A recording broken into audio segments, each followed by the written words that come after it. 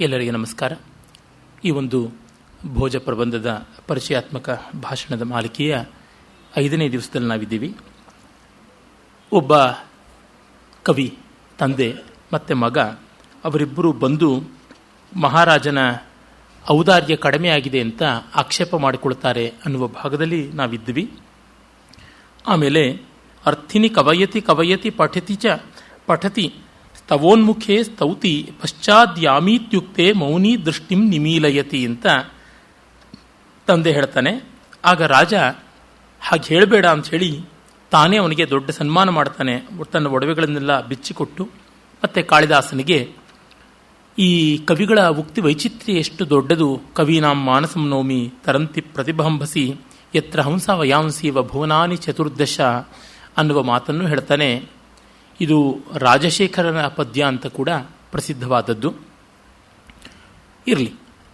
ಆಮೇಲೆ ಒಬ್ಬ ಕವಿ ಆಸ್ಥಾನಕ್ಕೆ ಪ್ರವೇಶ ಮಾಡ್ತಾನೆ. ಭೋಜರಾಜನ ಆಸ್ಥಾನದಲ್ಲಿ ನಿರಂತರವಾಗಿ ಕವಿ ಕಲಾವಿದರು, ಚಾರಣರು ಇತ್ಯಾದಿಗಳ ಬರಹೋಗುವಿಕೆಯೇ ಇರುತ್ತದೆ. ಇದನ್ನು ಕೇಳಿ ಎಷ್ಟೋ ಜನಕ್ಕೆ ಇದೇನು ಕವಿಗಳಿಗೆ ಮಾತ್ರ ಕೊಂಬು, ಇಷ್ಟು ಪ್ರತಿಷ್ಠೆ ಬೆಳೆಸಬಹುದಾ ಏನು ಅಂತ.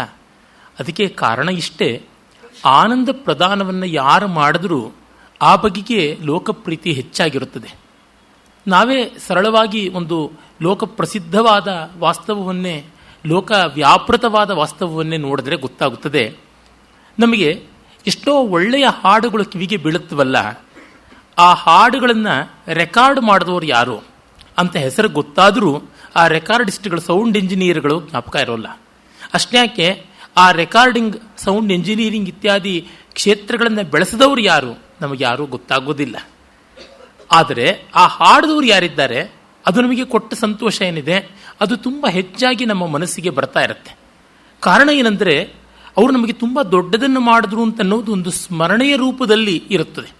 ಈಗ ವಿಶ್ವೇಶ್ವರಯ್ಯನವರಂಥ ಮಹಾನುಭಾವರು ನಮ್ಮ ರಾಜ್ಯಕ್ಕೆ, ದೇಶಕ್ಕೆ ಮಾಡಿದ ಉಪಕಾರ ಎಂಥದ್ದು ಅನ್ನೋದನ್ನು ನಾವು ಸ್ಮರಿಸಿಕೊಳ್ತೀವಿ. ಆದರೆ ಅದು ನಿರಂತರ ಅನುಭವವಾಗೋದು ಕಷ್ಟ. ಅದೇ ಒಂದು ಗಾನವಾಗಲಿ, ಒಂದು ನೃತ್ಯವಾಗಲಿ, ಒಂದು ಚಿತ್ರವಾಗಲಿ ಕಂಡಾಗಲೆಲ್ಲ ನಮ್ಮಲ್ಲಿ ಭಾವಾನುಭವವನ್ನು ಉಂಟು ಮಾಡ್ತಾ ಇರುತ್ತೆ. ಆ ದೃಷ್ಟಿಯಿಂದ ವಿಜ್ಞಾನಮಯ ಕೋಶ ಯಾವತ್ತೂ ಆನಂದ ಕೋಶಕ್ಕಿಂತ ಕೆಳಗೆ ಅಂತನ್ನುವ ಆ ಅಳತೆಯಲ್ಲೇ ಗೊತ್ತಾಗುತ್ತದೆ. ಕವಿಗಳು, ಕಲಾವಿದರು ಇತ್ಯಾದಿಗಳಿಗೆ ತುಂಬ ದೊಡ್ಡ ಸ್ಥಾನ ಇದೆ ಅಂತಂದರೆ ಈ ಅರ್ಥದಲ್ಲಿ. ಹಾಗೆ ಕೊಟ್ಟರೆ ದೊಡ್ಡ ಸ್ಥಾನ ಉಂಟು, ಇಲ್ಲದೇ ಇದ್ದರೆ ಇಲ್ಲ. ಈಗ ವ್ಯಾಸ, ವಾಲ್ಮೀಕಿ, ಕಾಳಿದಾಸಾದಿ ಮಹಾಕವಿಗಳು ಆ ರೀತಿಯಾದ ಉನ್ನತಿಯನ್ನು ಪಡ್ಕೊಂಡಿದ್ದಾರೆ. ಆದರೆ ಮಿಕ್ಕೆಲ್ಲರೂ ಅಲ್ಲ, ಕವಿನಾಮಧಾರಿಗಳೆಲ್ಲರೂ ಕೂಡ ಅಲ್ಲ. ಇದನ್ನು ನಾವು ಗಮನಿಸಿಕೊಳ್ಬೇಕು. ಮತ್ತು ಲೋಕದಲ್ಲಿ ಆನಂದವೇ ತುಂಬ ಪರಾಕಾಷ್ಠೆಯಲ್ಲಿರತಕ್ಕಂಥದ್ದು. ಉಪನಿಷತ್ತಲ್ಲಿಯೂ ನಮಗೆ ಗೊತ್ತಾಗುತ್ತೆ. ಆನಂದೋ ಬ್ರಹ್ಮಣೋ ವಿದ್ವಾನ್ ನಬಿಭೇತಿ ಕುತಶ್ಚನ ಅಂತೆಲ್ಲ ಉಂಟು. ಆನಂದವೇ ತುಂಬ ದೊಡ್ಡದಾದ ಕಫ್ ಪ್ರಾಣ್ಯಾತ್ ಕೋವ ಅನ್ಯಾತಿ ದೇಶ ಆಕಾಶ ಆನಂದೋ ನ ಸ್ಯಾತ್. ಈ ರೀತಿಯಾಗಿ ಆನಂದ ಇಲ್ಲದೆ ಇದ್ದರೆ ಇನ್ನು ಯಾವುದೂ ಇಲ್ಲ. ಆ ಆನಂದ, ಪರಾನಂದದ ಪೃಷದ್ ಬಿಂದು ಮಾತ್ರಾಣಿ ಇವೆಲ್ಲ ಕೂಡ ವಿಮಿಕ್ಕ ಕಲಾ ಕಾವ್ಯಾದಿಗಳೆಲ್ಲ ಆ ಆನಂದದ ಹನಿಗಳು ಅಂತಂತೀವಿ.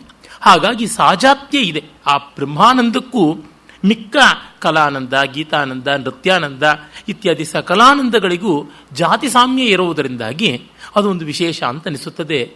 ಮಿಕ್ಕಲ್ಲಿ ಆನಂದ ಪರ್ಯಾಯವಾಗಿ ಬರುತ್ತದೆ. ಅಂದರೆ ಕನ್ನಂಬಾಡಿ ಕಟ್ಟೆ ಕಟ್ಟಿ ಅಲ್ಲಿ ನೀರು ನಿಂತು ಆ ನೀರು ನಮ್ಮ ನಲ್ಲಿಗಳಲ್ಲಿ ಬಂದು ಆ ನಲ್ಲಿಗಳಲ್ಲಿ ನಾವು ಸ್ನಾನ ಮಾಡಿದಾಗ ಉಂಟಾಗತಕ್ಕಂಥ ಸ್ನಾನಾನಂದ, ಒಂದು ಲೋಟ ನೀರನ್ನು ಕುಡಿದಾಗ ಉಂಟಾಗತಕ್ಕಂಥ ಜಲಪಾನಾನಂದ, ಒಂದು ಪಾವಕ್ಕಿ ಬೆಂದು ಆಮೇಲೆ ಉಂಟಾಗತಕ್ಕಂಥ ಅನ್ನಸ್ವಾದಾನಂದ, ಹೀಗೆ ಪರ್ಯಾಯವಾಗಿ.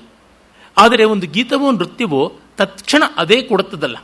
ಅದು ಹೇಗೆ ಅಂದರೆ, ಗ್ಲೂಕೋಸ್ನೇ ನೀವು ನೇರವಾಗಿ ತೆಗೆದುಕೊಂಡ್ರೆ ಅದು ಮತ್ತೆ ಫರ್ದರ್ ಡಿಕಂಪೋಸ್ ಆಗಬೇಕಾಗಿಲ್ಲ, ನೇರವಾಗಿ ರಕ್ತಕ್ಕೆ ಹೋಗುತ್ತದೆ. ಮಿಕ್ಕ ಆಹಾರಗಳಾದರೆ ಅದು ಕ್ರಮೇಣವಾಗಿ ಗ್ಲೂಕೋಸ್ ಆಗಬೇಕಾಗಿದೆ ಅಂತ ಹೇಳ್ತಾರಲ್ಲ, ಆ ರೀತಿಯಲ್ಲಿ ಇವು ಅಸಂಲಕ್ಷ್ಯ ಕ್ರಮವಾಗಿ ಆನಂದವನ್ನು ಕೊಡುತ್ತವೆ, ಮಿಕ್ಕವು ಸಂಲಕ್ಷ್ಯ ಕ್ರಮವಾಗಿ ಕೊಡುತ್ತವೆ. ಕಡೆಗೆ ಎಲ್ಲ ಕೋಶಗಳು ಆನಂದೋನ್ಮುಖವಾಗಿಯೇ ಇರತಕ್ಕಂಥವು. ಅನ್ನ ಪ್ರಾಣ ಮನೋ ವಿಜ್ಞಾನಾದಿಗಳೆಲ್ಲ ಕಟ್ಟ ಕಡೆಗೆ ಆನಂದದಲ್ಲೇ ವಿಲಯವಾಗಬೇಕಾಗುತ್ತದೆ. ಆನಂದೇ ಜಾತಾನಿ ಆನಂದೇ ಜೀವಂತಿ ಆನಂದಂ ಪ್ರಯಂತಿ ಅಭಿಸಂವಿಶಂತಿ. ಇದು ನಮಗೆ ಗೊತ್ತಿರುವ ತತ್ವ. ಹಾಗೆ ಅಷ್ಟೇ. ಅದನ್ನು ಬಿಟ್ಟು ಈ ಕವಿಗಳಿಗೆ ತುಂಬ ದೊಡ್ಡ ಪಕ್ಷಪಾತವಾಗಿದೆ, ಮತ್ತು ಆ ಕವಿಗಳಿಂದ ಲೋಕಕ್ಕೇನು ದೊಡ್ಡ ಪ್ರಯೋಜನವಿಲ್ಲ ಅಂತಲೋ, ಅಥವಾ ಇವರೆಲ್ಲರೂ ಕಾಲಹರಣ ಮಾಡ್ತಕ್ಕಂಥವರು, ಪ್ರಜೆಗಳ ಧನವನ್ನು ಪೋಲು ಮಾಡತಕ್ಕಂಥವರು ಆ ರೀತಿಯಾದದ್ದಲ್ಲ. ಅದು ಯಾವನೋ ಒಬ್ಬ ಇದ್ದನಂತೆ ಯುರೋಪ್ನಲ್ಲಿ ಕಂಡು ಹೂಗಿಡಗಳನ್ನೆಲ್ಲ ಕಿತ್ತಾಕ್ಬಿಟ್ಟು ಆಲೂಗಡ್ಡೆ ನಡ್ರಿ ಅಂತ ಗಲಾಟೆ ಮಾಡ್ತಿದ್ದಂತೆ. ನಮ್ಮ ಅಪ್ಪನ ಥರದವನು ಯಾರೋ ಅವನು. ಅಂದರೆ ಸೌಂದರ್ಯಕ್ಕಿಂತ ಪ್ರಯೋಜನ ಮುಖ್ಯ ಅಂತ. ತಪ್ಪಿಲ್ಲ, ಆದರೆ ಪ್ರಯೋಜನ ತೀರದ ಮೇಲೆ ಇನ್ನು ಉಳಿದ ಬದುಕು ಯಾಕೆ? ಬದುಕಲ್ಲಿ ತುಂಬ ವ್ಯವಧಿ ವಿರಾಮವನ್ನು ಇಟ್ಟುಕೊಳ್ಬೇಕು ಅಂತ. ಜೈನ್ ಸಂಸ್ಥೆಗಳಲ್ಲಿ ನಾನು ಕೆಲವು ಕಾಲ ಕೆಲಸ ಮಾಡಿದ್ದೆ, ಇಂಟರ್ನ್ಯಾಷನಲ್ ರೆಸಿಡೆನ್ಷಿಯಲ್ ಸ್ಕೂಲಲ್ಲಿ. ಅಲ್ಲಿಯ ವಿದ್ಯಾರ್ಥಿಗಳನ್ನ ಎಲ್ಲರನ್ನೂ ಮಾತಾಡಿಸಿ ಮೌಲ್ಯಗಳ ಬಗೆಗೆ, ಅದರೊಳಗೆ ಕಲಾತ್ಮಕವಾದ ಮೌಲ್ಯಗಳನ್ನು ಕುರಿತು ಹೇಳಬೇಕಾಗ್ತಿತ್ತು. ಅವರಿಗೆ ಇದು ಯಾವುದ್ರ ಬಗ್ಗೆ ಗಮನ ಇರುತ್ತಿರಲಿಲ್ಲ. ತುಂಬ ಅತಿವೇಲ ಶ್ರೀಮಂತಿಕೆ ಹೇಗಿರುತ್ತದೆ? ಆ ವಿದ್ಯಾರ್ಥಿಗಳು ಈ ವೆಕೇಷನ್ನಲ್ಲಿ ನೀವು ಎಷ್ಟೆಷ್ಟು ದೇಶಗಳನ್ನು ನೋಡ್ರಿ ಅಂತ ಹೇಳ್ತಾ ಇದ್ರು. ನಾನು ಉಡುಪಿಗೆ ಹೋಗಿ ಬಂದಿದ್ದೆ, ಕೊಲ್ಲೂರಿಗೆ ಹೋಗಿ ಬಂದಿದ್ದೆ ಅಂತ ನಾನು ಹೇಳಬೇಕು.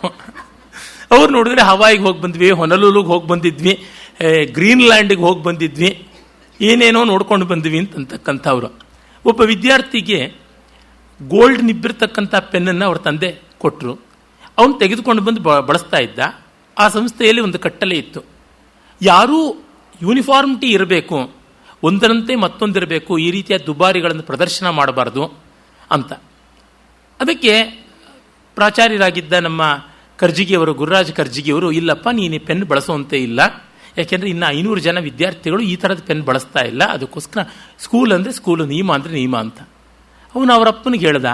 ಅವರಪ್ಪ 2 ದಿವಸದಲ್ಲಿ 499 ಆ ಥರದ ಬಂಗಾರದ ನಿಬ್ಬಿರ್ತಕ್ಕಂಥ ಪೆನ್ ಇಟ್ಕೊಂಡು ಬಂದರು. ಅಷ್ಟು ಜನಕ್ಕೂ ಕೊಟ್ಟರು. ಈಗ ತನ್ನ ಮಗನು ಬಳಸಬಹುದಲ್ವಾ ಅಂತ. ದೊಡ್ಡ ಉದಾರವಾದಂಥ ಗೆಸ್ಚರ್. ಆದರೆ ಈ ಥರದ ಒಂದು ರೀತಿ ಸಂಜೀವನಿ ಮೂಲಕ ಅಂತ ಅಂದರೆ ಬೆಟ್ಟವನ್ನೇ ತಂದ ಹನುಮಂತನ ಬಗೆ ಇಂಥದ್ದು. ಹಾಗಿರುವಲ್ಲಿ ವಿದ್ಯಾರ್ಥಿಗಳಿಗೆ ಈ ಕಲೆ ಇತ್ಯಾದಿಗಳ ಸೂಕ್ಷ್ಮ ಸ್ವಾರಸ್ಯಗಳು ಗಮನಕ್ಕೆ ಬರ್ತಾ ಇರಲಿಲ್ಲ. ಆಗ ನೀವು ದೊಡ್ಡವರಾದ್ಮೇಲೆ ಏನು ಮಾಡ್ತೀರಿ ಅಂತಂದರೆ, ನಾವು ಓದುಗಿದು ಎಲ್ಲ ಮುಗಿಸ್ಬಿಟ್ಟು ಹಾಯಾಗಿ ಸುಖವಾಗಿರ್ತೀವಿ, ವಿ ವಾಂಟ್ ಟು ಎಂಜಾಯ್ ಅನ್ನೋರು. ಏನು ಎಂಜಾಯ್ ಮಾಡ್ತೀವಿ? ಫ್ರಾನ್ಸ್ಗೆ ಹೋಗ್ತೀವಿ, ಮತ್ತೊಂದಕ್ಕೆ ಹೋಗ್ತೀವಿ, ಮ್ಯೂಸಿಯಂಗೆ ಹೋಗ್ತೀವಿ ಅಂತ. ಅಲ್ಲಿ ಮ್ಯೂಸಿಯಂನಲ್ಲಿ ಚಿತ್ರವನ್ನು ಉದ್ದಕ್ಕೆ ನೋಡಬೇಕು, ಅಡ್ಡಕ್ಕೆ ನೋಡಬೇಕು, ಶಿಲ್ಪವನ್ನು ಹಿಂದೆ ನೋಡಬೇಕು, ಮುಂದೆ ನೋಡಬೇಕು ಅಂತ ಗೊತ್ತಾಗದೇ ಇದ್ದರೆ, ಒಂದು ಸಂಗೀತದಲ್ಲಿ ಮಂದ್ರಸ್ಥಾಯಿಯಲ್ಲಿ ಹೇಳ್ತಾ ಇದ್ರೆ ವಾಲ್ಯೂಮ್ ಪ್ಲೀಸ್ ಅಂತ ಕೇಳೋದಾದರೆ ಅದಕ್ಕೆ ಏನು ಉಂಟು ಸ್ವಾರಸ್ಯ? ಹೀಗೆ ಆ ಕಲೆಗಳ ಸೂಕ್ಷ್ಮವನ್ನು ಅರ್ಥ ಮಾಡಿಕೊಳ್ಳದೆ ನಿಮಗೆ ಜೀವನದಲ್ಲಿ ಆಸ್ವಾದ ಸಿಗೋದಿಲ್ಲ. ಅದಕ್ಕಾಗಿ ಕಲಾಸ್ವಾದ ಅಂದರೆ ಏನು ಅಂತ ತಿಳ್ಕೊಳ್ಳಿ ಅಂತ ಪಾಠ ಓನಾಮ ಅಂತ ಆರಂಭ ಮಾಡಬೇಕಾಗ್ತಿತ್ತು ನಾನು. ಆ ಬಗೆಯಲ್ಲಿ ಈ ಕವಿ ಕಲಾವಿದರಿಂದ ನಮ್ಮ ಬದುಕಿಗೆ ಒಂದು ವಿರಾಮ ಸಿಕ್ಕಿದಾಗ ಏನು ಮಾಡೋಣ ಅಂತ ಚಿಂತೆ ಬರ್ತಲ್ಲ. Idle man's mind is devil's workshop ಅಂತಾರಲ್ಲ, ಆ ತರಹ ಈಗ ನಮ್ಮ ದೇಶದಲ್ಲಿ, ಜಗತ್ತಿನಲ್ಲಿ ಜನರಿಗೆ ವ್ಯವಧಿ ಹೆಚ್ಚಾಗ್ತಾ ಇದೆ. ವ್ಯವಧಿ ಹೆಚ್ಚಾದಷ್ಟು, ಅಂದರೆ ವಿರಾಮ ಸಮಯ ಸಿಕ್ಕಷ್ಟು, ಜೀವಿಕಾ ವ್ಯಾಪಾರಗಳು ಸುಲಭವಾಗಿ ನಡೆದೋಗ್ತಾ ಇದ್ದಷ್ಟು ಅವ್ರನ್ನ ಸಕ್ರಿಯವಾಗಿ ಒಳ್ಳೆಯ ರೀತಿಯಲ್ಲಿ ಎಂಗೇಜ್ ಮಾಡಬೇಕಲ್ಲ, ತೊಡಗಿಸಬೇಕಲ್ಲ, ಅದು ತುಂಬ ಕಷ್ಟ. ಹಾಗೆ ತೊಡಗಿಸೋದಕ್ಕೆ ಸಾತ್ವಿಕಾನಂದವಾದಂಥ ಸಾಹಿತ್ಯ ಸಂಗೀತ ಕಲಾದಿಗಳು ಇಲ್ಲದೇ ಇದ್ದರೆ ಗತಿ ಏನು? ಹೀಗೆ ಕಂಡಾಗ ಇಂಥ ರಚನೆಗಳ ಮಹತ್ವ ಏನು ಅಂತನ್ನೋದು ತಿಳಿಯುತ್ತದೆ. ಭೋಜರಾಜನ ಸ್ಥಾನಕ್ಕೆ ಒಬ್ಬ ಬಂದ, ಕೌಪೀನ ಮಾತ್ರಾವಶಿಷ್ಟನಾದಂಥ ಒಬ್ಬ ವ್ಯಕ್ತಿ. ಅವನನ್ನು ಪ್ರವೇಶ ಬಳಸ್ತಾರೆ. ಒಳಗೆ ಬರ್ತಾನೆ, ಬಂದು ಸ್ವಸ್ತಿ ಅಂತ ಹೇಳಿ ನೆಲದ ಮೇಲೆ ಕೂತ್ಕೋತಾನೆ. ಒಂದು ಪದ್ಯ ಹೇಳ್ತಾನೆ. ಇದು ಕಾಳಿದಾಸನದು ಅಂತ ಪ್ರಸಿದ್ಧ ಕುಂತಲೇಶ್ವರ ದೌತ್ಯ ಅನ್ನುವ ರಚನೆ ಅಂತ ಹೇಳ್ತಾರೆ. ಶೃಂಗಾರ ಪ್ರಕಾಶದಲ್ಲಿ, ಕವಿಕಂಠಾಭರಣದಲ್ಲಿ ಎಲ್ಲ ಭೋಜ, ಕ್ಷೇಮೇಂದ್ರಾದಿಗಳು ಇದನ್ನು ಕಾಳಿದಾಸನದು ಅಂತ ಉಲ್ಲೇಖ ಮಾಡ್ತಾರೆ.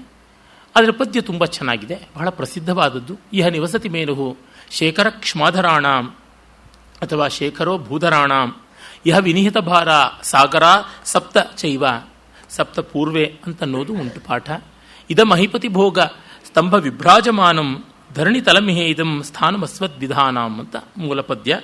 ಇದಂ ಅತುಲಮನಂತಂ ಭೂತಲಂ ಭೂರಿ ಭೂತೋದ್ಭವ ಧರಣ ಸಮರ್ಥಂ ಸ್ಥಾನಮಸ್ಮದ್ವಿಧಾನಾಂ ಅಂತ ಇಲ್ಲಿಯ ಪಾಠ ಉಂಟು.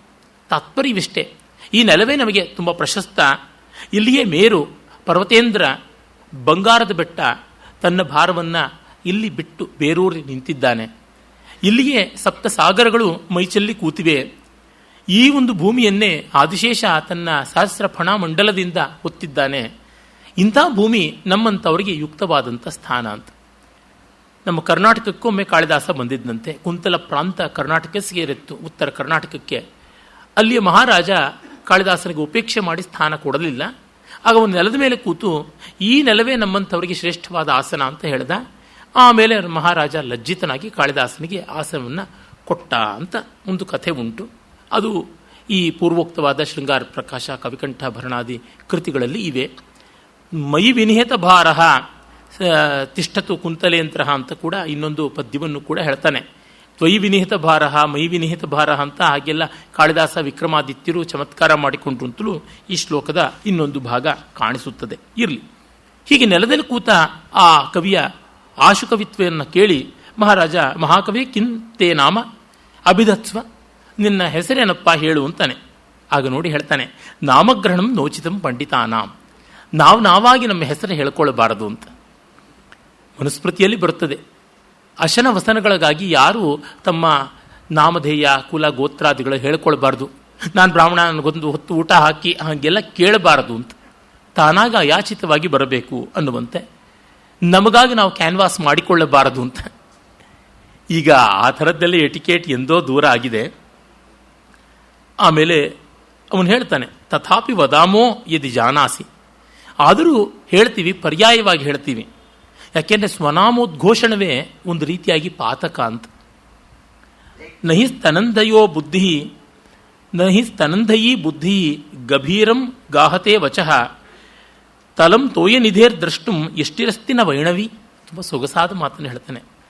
ಸ್ತನಂದಯೀ ಬುದ್ಧಿ, ಇನ್ನು ಹಾಲು ಕುಳಿಯುವ ಎಳೆ ಮಗುವಿನಂಥ ಬುದ್ಧಿ, ಅಂದರೆ ಎಳಸ ಬುದ್ಧಿ, ಎಳೆ ನಿಂಬೆಕಾಯಿ ಬುದ್ಧಿ, ಅದು ಗಂಭೀರ ಅನ್ನೋದಕ್ಕೆ ಆಳ ಅಂತ ಮುಖ್ಯ ಅರ್ಥ ಉಂಟು. ಲೋಕರೂಢಿಯಲ್ಲಿ ಅರ್ಥ ಅದು ಪ್ರಶಸ್ತವಾದ ಅನ್ನುವ ರೀತಿಯಲ್ಲಿ ಬಂದಿದೆ. ಉದಾತ್ತವಾದ ಅಂತ, ಮಹನೀಯವಾದ ಅಂತ. ಗಂಭೀರ, ಗಭೀರ, ಗಹನ ಇವೆಲ್ಲ ಆಳಕ್ಕೆ ಪರ್ಯಾಯ ಶಬ್ದಗಳು.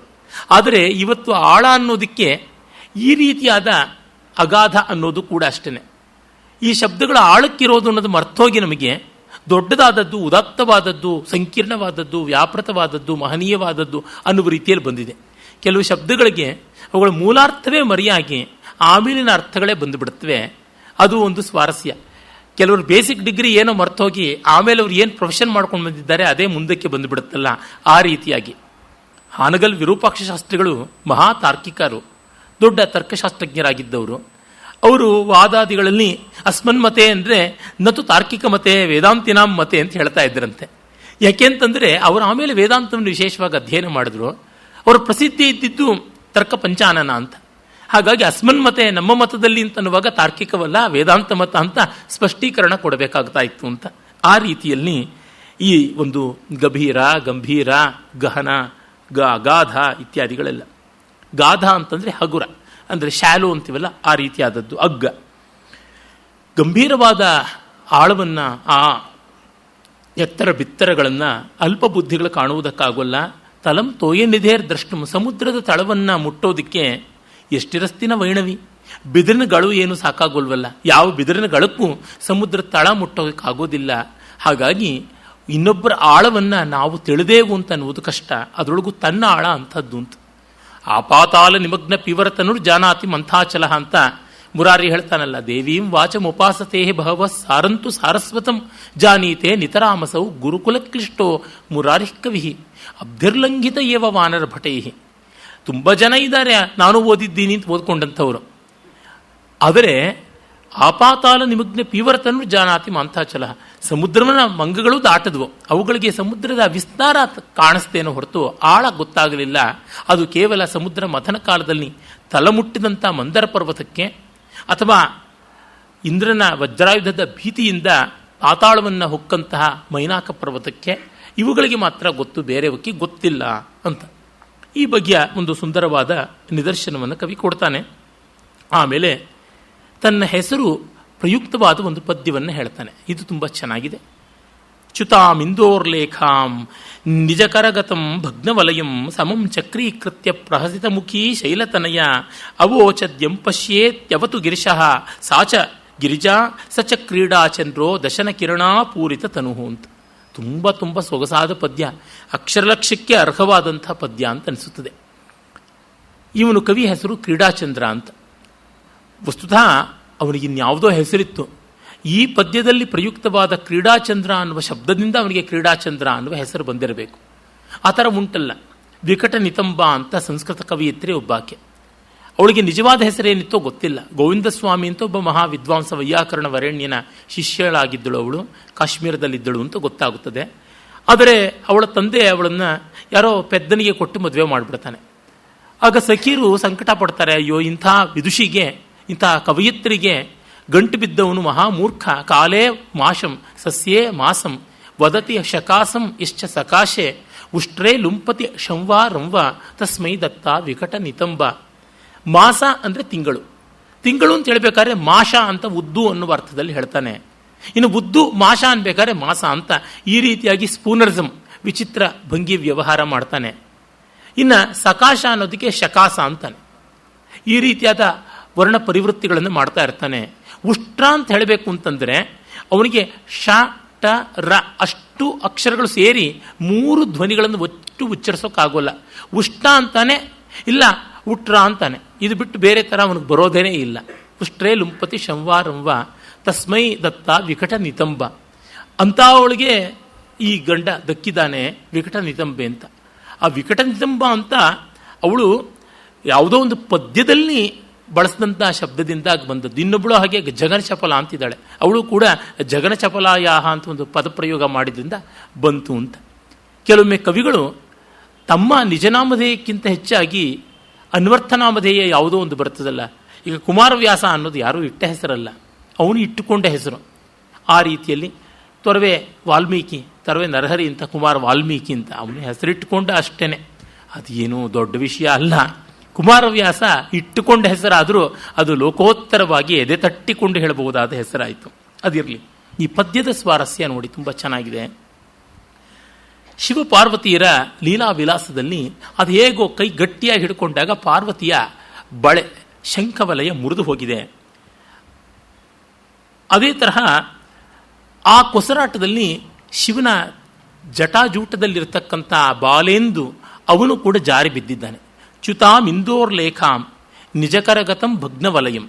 ಶಿವನ ಆ ಎಳೆ ಬೆಳದಿಂಗಳು ಕೊಡ್ತಕ್ಕಂಥ ಚಂದ್ರಲೇಖೆ ಬಾಲೆಂದು ದರೆಂದು ಅವನು ಬಿದ್ದೋಗಿದ್ದಾನೆ.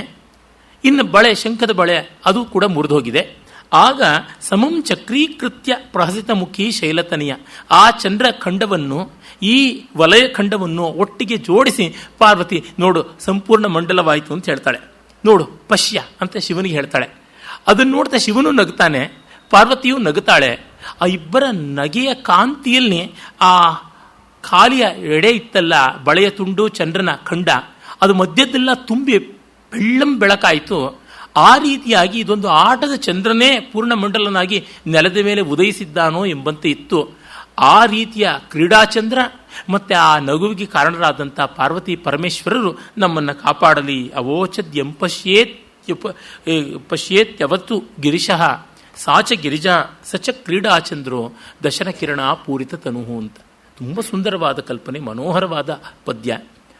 ಆ ಕ್ರೀಡಾಚಂದ್ರ ಅನ್ನುವ ಹೆಸರಿನವನು ನಾನು ಅಂತ ಸೂಚನೆ ಕೊಟ್ಟಿದ್ದಾನೆ. ಕಾಳಿದಾಸ ತತ್ಕ್ಷಣ ತಿಳ್ಕೊಂಡು ಬಿಟ್ಟ, ಸಖೇ ಕ್ರೀಡಾಚಂದ್ರ ಚಿರಾದೃಷ್ಟೋಸಿ, ತುಂಬ ಕಾಲ ಆಯ್ತಲ್ಲ ನೀನು ನೋಡಿ ಗುರುತೆ ಹಿಡಿಯೋಕ್ಕಾಗಲಿಲ್ಲ. ಇದೃಶೀತೆ ಅವಸ್ಥಾಕಥಂ, ನಿನ್ನ ಸ್ಥಿತಿ ಎಂಥದ್ದಪ್ಪ ಹೀಗಾಯ್ತಲ್ಲ. ಮಂಡಲೇ ಮಂಡಲೇ ವಿರಾಜತ್ಯಪಿ ರಾಜನಿ ಬಹುಧನವತಿ. ಇಲ್ಲಿ ಬಹುಧನವತಿ ಅನ್ನೋಕ್ಕೆ ಬದಲಾಗಿ ಬಹುಶ್ರೀಮತಿ ಅಂದಿದ್ರೆ ಶ್ಲೇಷ ಪೂರ್ಣವಾಗ್ತಾ ಇತ್ತು. ಮಂಡಲೇ ಮಂಡಲೆ, ಪ್ರತಿಯೊಂದು ಮಂಡಲದಲ್ಲೂ ರಾಜರು ಇರುವಾಗ, ಬಹುಧನವತಿ ದುಡ್ಡಿರೋ ರಾಜರಿರುವಾಗ ನಿನಗೇನು ಕೊರತೆ ಅಂತ. ಇಲ್ಲಿ ಮಂಡಲೇ ಅಂತಂದರೆ ಸಂಪೂರ್ಣ ಮಂಡಲದಲ್ಲಿ ರಾಜನಿ ಚಂದ್ರ. ಚಂದ್ರ ಬಹುಶ್ರೀಮತಿ, ಚಂದ್ರನ 16 ಕಲೆಗಳಲ್ಲಿ ಒಂದು ಕಲೆಯ ಹೆಸರು ಶ್ರೀ ಅಂತ. ಇನ್ನೊಂದು ಶ್ರೀ ಅಂದರೆ ಲಕ್ಷ್ಮಿ ಅಂತಲೂ ಉಂಟು. ಶ್ರೀಧರ ಶಿವನೂ ಹೌದು, ವಿಷ್ಣುವೂ ಹೌದು. ಚಂದ್ರಲೇಖೆಯನ್ನು ಧರಿಸಿದ್ದಾನೆ, ಶ್ರೀ ಅನ್ನುವ ಚಂದ್ರಲೇಖೆಯನ್ನು ಅಂತ. ಶ್ರೀ ಅನ್ನೋದಕ್ಕೆ ವಿಷ ಅಂತಲೂ ಅರ್ಥ ಇದೆ. ಲಕ್ಷ್ಮಿಯ ಭಯಾನಕ ಸ್ವರೂಪಕ್ಕೂ ಅದು ಲಕ್ಷಣವಾಗಿದೆ. ಶ್ರೀಂ ಶ್ರಯಣೆ ಅನ್ನೋ ಧಾತುವಿನಿಂದ ಆಶ್ರಯಾರ್ಹಳಾದವಳು, ಎಲ್ಲರಿಗೂ ಆಶ್ರಯವನ್ನು ಕೊಡ್ತಕ್ಕಂಥವಳು, ಶರಣಾಗತ ಕಲ್ಪಲತೆ ಅನ್ನುವ ದೃಷ್ಟಿಯಿಂದ ಶ್ರೀಕಾರ ಕೂಡ ಉಂಟು. ಚಮತ್ಕಾರ ಚೆನ್ನಾಗಿದೆ. ಇಷ್ಟಿಷ್ಟು ಕಡೆಯಲ್ಲೆಲ್ಲ ನೀನು ಕ್ರೀಡಾಚಂದ್ರ ಆದರೆ ನಿಜವಾದ ಚಂದ್ರರು, ಸಂಪೂರ್ಣ ಮಂಡಲರಾದ ರಾಜರುಗಳು ಬೆಳಕು ಕೊಡೋಕ್ಕಿದ್ದಾರೆ ಅಂತ ಒಂದರ್ಥ. ಎಷ್ಟು ಕಡೆ ನಿನಗೆ ಪೋಷಣೆ ಮಾಡ್ತಕ್ಕಂಥವರೆಲ್ಲ ಇದ್ದಾರೆ, ಹಾಗಿದ್ರೂ ಯಾಕೆ ಈ ಬಡತನ ಬಂತು ಅಂತ ಕೇಳ್ತಾನೆ. ಆಗ ಅವನು ಅದಕ್ಕೆ ಹೇಳ್ತಾನೆ, ಧನಿನೋಪಿ ಅದಾನ ವಿಭವಾಹ ಗಣ್ಯಂತೆ ಧುರಿ ಮಹಾದರಿದ್ರಾಣಾಂ ಹಂತಿನ ಯತಃ ಪಿಪಾಸಾಂ ಅತಃ ಸಮುದ್ರೋಪಿ ಮರುರೇವ. ದುಡ್ಡಿದ್ರೂ ಕೂಡ ಅವರು ಬಡವರ ಸಂಕಟವನ್ನು ಅರ್ಥ ಮಾಡಿಕೊಳ್ಳದಿದ್ದರೆ ಅವರು ಬಡವರೇ ಆಗ್ತಾರೆ. ಗಣ್ಯಂತೆ ಮಹಾದರಿದ್ರಾಣಾಂ ಹಂತ ನ ಯತಃ ಪಿಪಾಸಾಂ. ಬಾಯಾರಿಕೆಯನ್ನು ಕೊಲ್ಲದಿದ್ದರೆ ಸಮುದ್ರವೂ ಕೂಡ ಮರುಭೂಮಿಯೇ ಹೌದು. Water everywhere, not a drop to drink ಅಂತ ಆ ಬಗೆಯಲ್ಲಿ ಆಗುತ್ತದೆ. ಹಾಗೆ ನನ್ನ ಪರಿಸ್ಥಿತಿ ಕೂಡ ಅಂತ. ಇದೊಂದು ವಿಡಂಬನೆ, ವಿಕಟತೆ. ಒಳ್ಳೆಯವರಿಗೆ ಅನುಕೂಲ ಇರೋಲ್ಲ, ಅನುಕೂಲ ಇದ್ದವರಿಗೆ ಒಳ್ಳೆತನ ಇರೋಲ್ಲ. ಪ್ರತಿಭೆ, ಲಾಭ ಇತ್ಯಾದಿಗಳು ನೋಡಿದಾಗ ತೆನಾಲಿ ರಾಮಕೃಷ್ಣನ ಕಥೆ ನೆನಪಾಗುತ್ತದೆ. ಕಾಳಿಕಾದೇವಿ ಪ್ರತ್ಯಕ್ಷಳಾಗಿ ಹಾಲು ಮೊಸರು ಎರಡೂ ಕೊಟ್ಟು, ಈ ಮೊಸರು ಕುಡಿದ್ರೆ ಸಂಪತ್ತಿ ಬರ್ತದೆ, ಹಾಲು ಕುಡಿದ್ರೆ ಜ್ಞಾನ ವಿಜ್ಞಾನಗಳು ಬರುತ್ತವೆ, ನಿನಗೆ ಯಾವುದು ಬೇಕು ಅಂತ. ಒಂದು ಕ್ಷಣ ನೋಡ್ತೀನಮ್ಮ ಏನು ಅಂತ ಹೇಳಿಬಿಟ್ಟು ಎರಡನ್ನೂ ಗಬಕ್ಕಂತ ಬಾಯಿಗೆ ಹಾಕ್ಕೊಂಡ್ಬಿಟ್ಟ. ಇದೇನಯ್ಯ ಹೀಗೆ ಮಾಡಿದೆ, ನನಗೆ ಕೋಪ ಬಂದರೆ ಏನು ಮಾಡ್ತೀನಿ ಗೊತ್ತಾ ಅಂತ. ಅಲ್ಲಮ್ಮ, ನಿನಗೇ ಗೊತ್ತಿಲ್ವಾ, ಒಂದಿದ್ದಿನ್ನೊಂದು ಇಲ್ಲದೇ ಇದ್ದರೆ ಇದ್ದೂ ಇಲ್ಲದಂತೆ ವ್ಯರ್ಥ ಅಂತ. 100 ಚಿತ್ತಾರನ ಮಸಿಯ ನುಂಗುತ್ತು ಅಂತ. ಎಲ್ಲ ತಿಳಿದಂಥವಳು, ಸರ್ವವೇದ್ಯೆ, ಸರ್ವ ವಿದಿತೆ, ಸರ್ವಜ್ಞೆ. ನೀನು ನನಗೆ ಈ ರೀತಿಯ ಸಂದಿಗ್ಧ ಕೊಟ್ಟಿಯಲ್ಲ, ಅದಕ್ಕೇನು ಮಾಡಲಿ?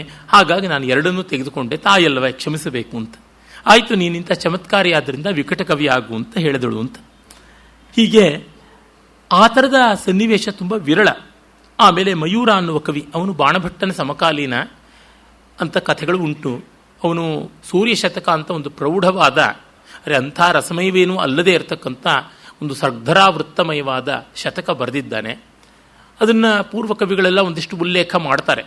100 ಪದ್ಯ ಬರೆದಿದ್ದಕ್ಕೆ ಅವನಿಗೆ ಸಾಕಷ್ಟು ಖ್ಯಾತಿ ಬಂದಿದೆ. ಅದು ನೋಡಿ ಪುಣ್ಯ. ಎಲ್ಲಿವರೆಗೂ ಖ್ಯಾತಿ ಅಂತಂದರೆ, ಸಾಮಾನ್ಯ ಭಾರವಿ, ಮಾಘ ಇತ್ಯಾದಿಗಳಿಗಿರುವ ಮಟ್ಟದ ಖ್ಯಾತಿ ಅವನಿಗೂ ಬಂದುಬಿಟ್ಟಿದೆ. ಕೆಲವರಿಗೆ ಪುಣ್ಯೇರಿ ಯಶೋ ಲಭ್ಯತೆ ಅಂತ ಆಗುತ್ತದೆ.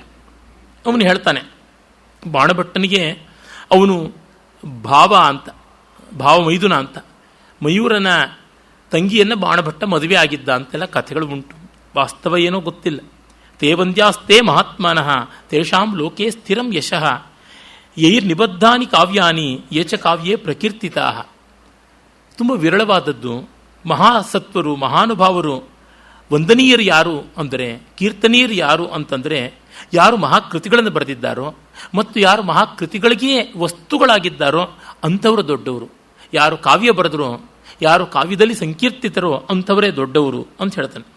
ಆಮೇಲೆ ಕ್ರೀಡಾಚಂದ್ರನಿಗೆ 20 ಗಜೇಂದ್ರಾಣಾಂ ಗ್ರಾಮ ಪಂಚಕಂಚ ದಥೌ, 20 ಆನೆಗಳನ್ನು 5 ಹಳ್ಳಿಗಳ ಉಂಬಳಿಯನ್ನು ಕೊಡ್ತಾನೆ.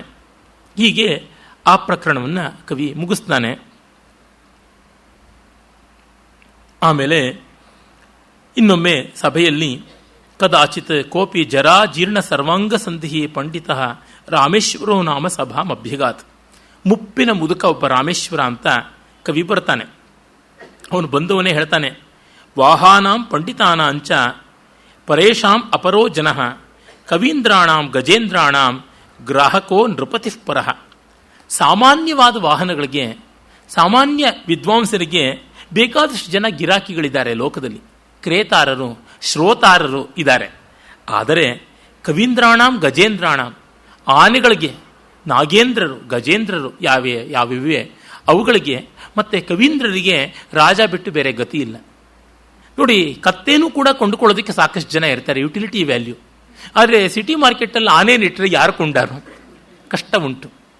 ಅದೇ ರೀತಿಯಲ್ಲೇನೆ ಬೇರೆ ಬೇರೆ ಶಾಸ್ತ್ರಗಳಲ್ಲಿ ಒಂದಿಷ್ಟು ಓದ್ಕೊಂಡವರು ಇದ್ದಾರೆ ಅಂತಂದರೆ ಟ್ಯೂಷನ್ಗಾದರೂ ಪ್ರಯೋಜನಕ್ಕೆ ಬರ್ತಾರೆ. ನಾನು ತುಂಬ ಚೆನ್ನಾಗಿ ವಸಂತ ತಿಲಕ ವೃತ್ತದಲ್ಲಿ 100 ಪದ್ಯಗಳನ್ನು ಆಶವಾಗಿ ಹೇಳ್ತೀನಿ, ಹೇಳ್ಕೊಂಡು ಸಾಯಿ ಅಂತಾರಷ್ಟೇ. ಆಗುವಂಥದ್ದಲ್ಲ ಇದು. ಸಂಸ್ಕೃತ ಅನ್ನುವ ಈ ಭಾಷೆಯ ಆ ಪರಂಪರೆಯಲ್ಲೂ ಈ ಸ್ಥಿತಿ ಇದೆ. ಇನ್ನು ಮಿಕ್ಕ ಕಡೆ ಹೇಳಲೇ ಬೇಕಾಗಿಲ್ಲ. ನೋಡಿ, ನಮಗೆಲ್ಲರಿಗೂ ತುಂಬ ಚೆನ್ನಾಗಿ ಗೊತ್ತಿರತಕ್ಕಂಥ ಇದೇ ವೇದಿಕೆಗೆ ಹಲವಾರು ಬಾರಿ ಬಂದಂಥ ದೊಡ್ಡ ವಿದ್ವಾಂಸರು ಮೈಸೂರಿನ ಎಚ್ ವಿ ನಾಗರಾಜರಾಯರು ಎಷ್ಟೋ ಬಾರಿ ಹೇಳ್ತಿರ್ತಾರೆ, ನನಗೆ ಸಂಸ್ಕೃತ ಬರೋಲ್ಲ ಅಂತಲೇ ನನ್ನ ಬಂಧುವರ್ಗದವರಿಗೆಲ್ಲ ತುಂಬ ತೀರ್ಮಾನ. ಯಾಕೆಂದರೆ ಪೂಜೆ ಮಾಡ್ಸೋಕ್ಕೆ ಬರೋಲ್ಲ, ಜಾತಕ ನೋಡೋಕ್ಕೆ ಬರೋಲ್ಲ, ಇನ್ನು ಎಲ್ಲಿ ಬರುತ್ತೆ ಸಂಸ್ಕೃತ ಅಂತ. ಸಂಸ್ಕೃತ ಅಂತಂದರೆ ಮಂತ್ರಪೂರ್ವಕವಾಗಿ ಪೂರ್ವಾಪರ ಕರ್ಮಾದಿಗಳನ್ನು ಮಾಡಿಸ್ಬೇಕು. ಇಲ್ಲವೇ ಜಾತಕ ನೋಡಿ ಭವಿಷ್ಯ ಭೂತ ವರ್ತಮಾನಗಳನ್ನೆಲ್ಲ ಕರತಲಾಮಲಕವಾಗಿ ಹೇಳಬೇಕು. ಇವೆರಡೂ ಕೂಡ ತುಂಬ ಅರ್ಥಕರಿಯಾದ ವಿದ್ಯೆಗಳು. ಅವಿಲ್ಲದಿದ್ದರೆ ಹೇಗೆ? ಇಲ್ಲದೇ ಇದ್ದರೆ ವೇದಾಂತ. ಅದು ಹೇಳ್ತಾರಲ್ಲ, ವ್ಯಾಕರಣ ಹೇಳೋವನಿಗೂ ಕಷ್ಟ, ಕೇಳೋವನಿಗೂ ಕಷ್ಟ. ಕಾವ್ಯ ಹೇಳೋವನಿಗೂ ಸುಲಭ, ಕೇಳೋವನಿಗೂ ಸುಲಭ. ಮತ್ತು ಇನ್ನು ಕೆಲವು ಹೇಳುವವರಿಗೆ ಕಷ್ಟ, ಕೇಳುವವರಿಗೆ ಸುಲಭ. ಸಂಗೀತಾದಿಗಳು ಹೇಳುವವರಿಗೆ ಕಷ್ಟ, ಬಸ್ತುಕೊಂಡು ಹೇಳಬೇಕು, ಕೇಳುವವರಿಗೆ ಸುಖವಾಗಿರುತ್ತೆ. ಆದರೆ ವೇದಾಂತ ಹೇಳುವವರಿಗೆ ಕೇಳುವವರಿಗೆ ಸುಲಭ ಮಾತ್ರವಲ್ಲ, ಏನೂ ಗೊತ್ತಾಗೋದು ಇಲ್ಲ.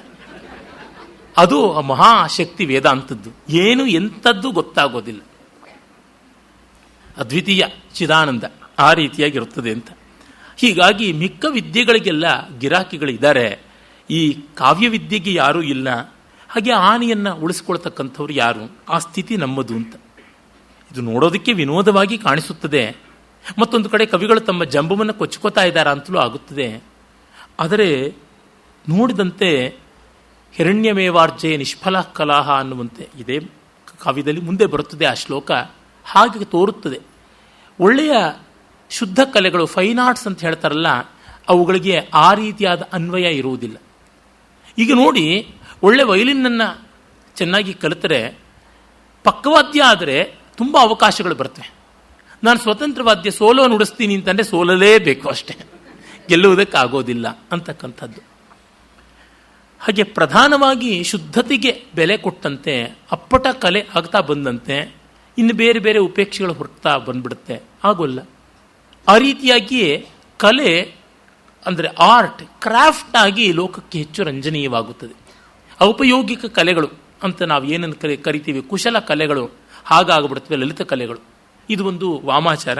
ಆದರೆ ಅದು ಒಂದು ಹಂತದಲ್ಲಿ ಬೇಕಾದದ್ದು. ಆದರೆ ಅದೇ ಹಂತದಲ್ಲಿಯೇ ನಾವಿದ್ದರೆ ಪ್ರಯೋಜನ ಬರೋಲ್ಲ. ಆ ರೀತಿಯಾದ ಗಂಭೀರ ಸೂಕ್ಷ್ಮವಾದಂಥ ವಿಷಯಗಳನ್ನು ಆಸ್ವಾದ ಮಾಡೋರು ಕೆಲವರಾದರೂ ಇರಬೇಕಾಗುತ್ತದೆ.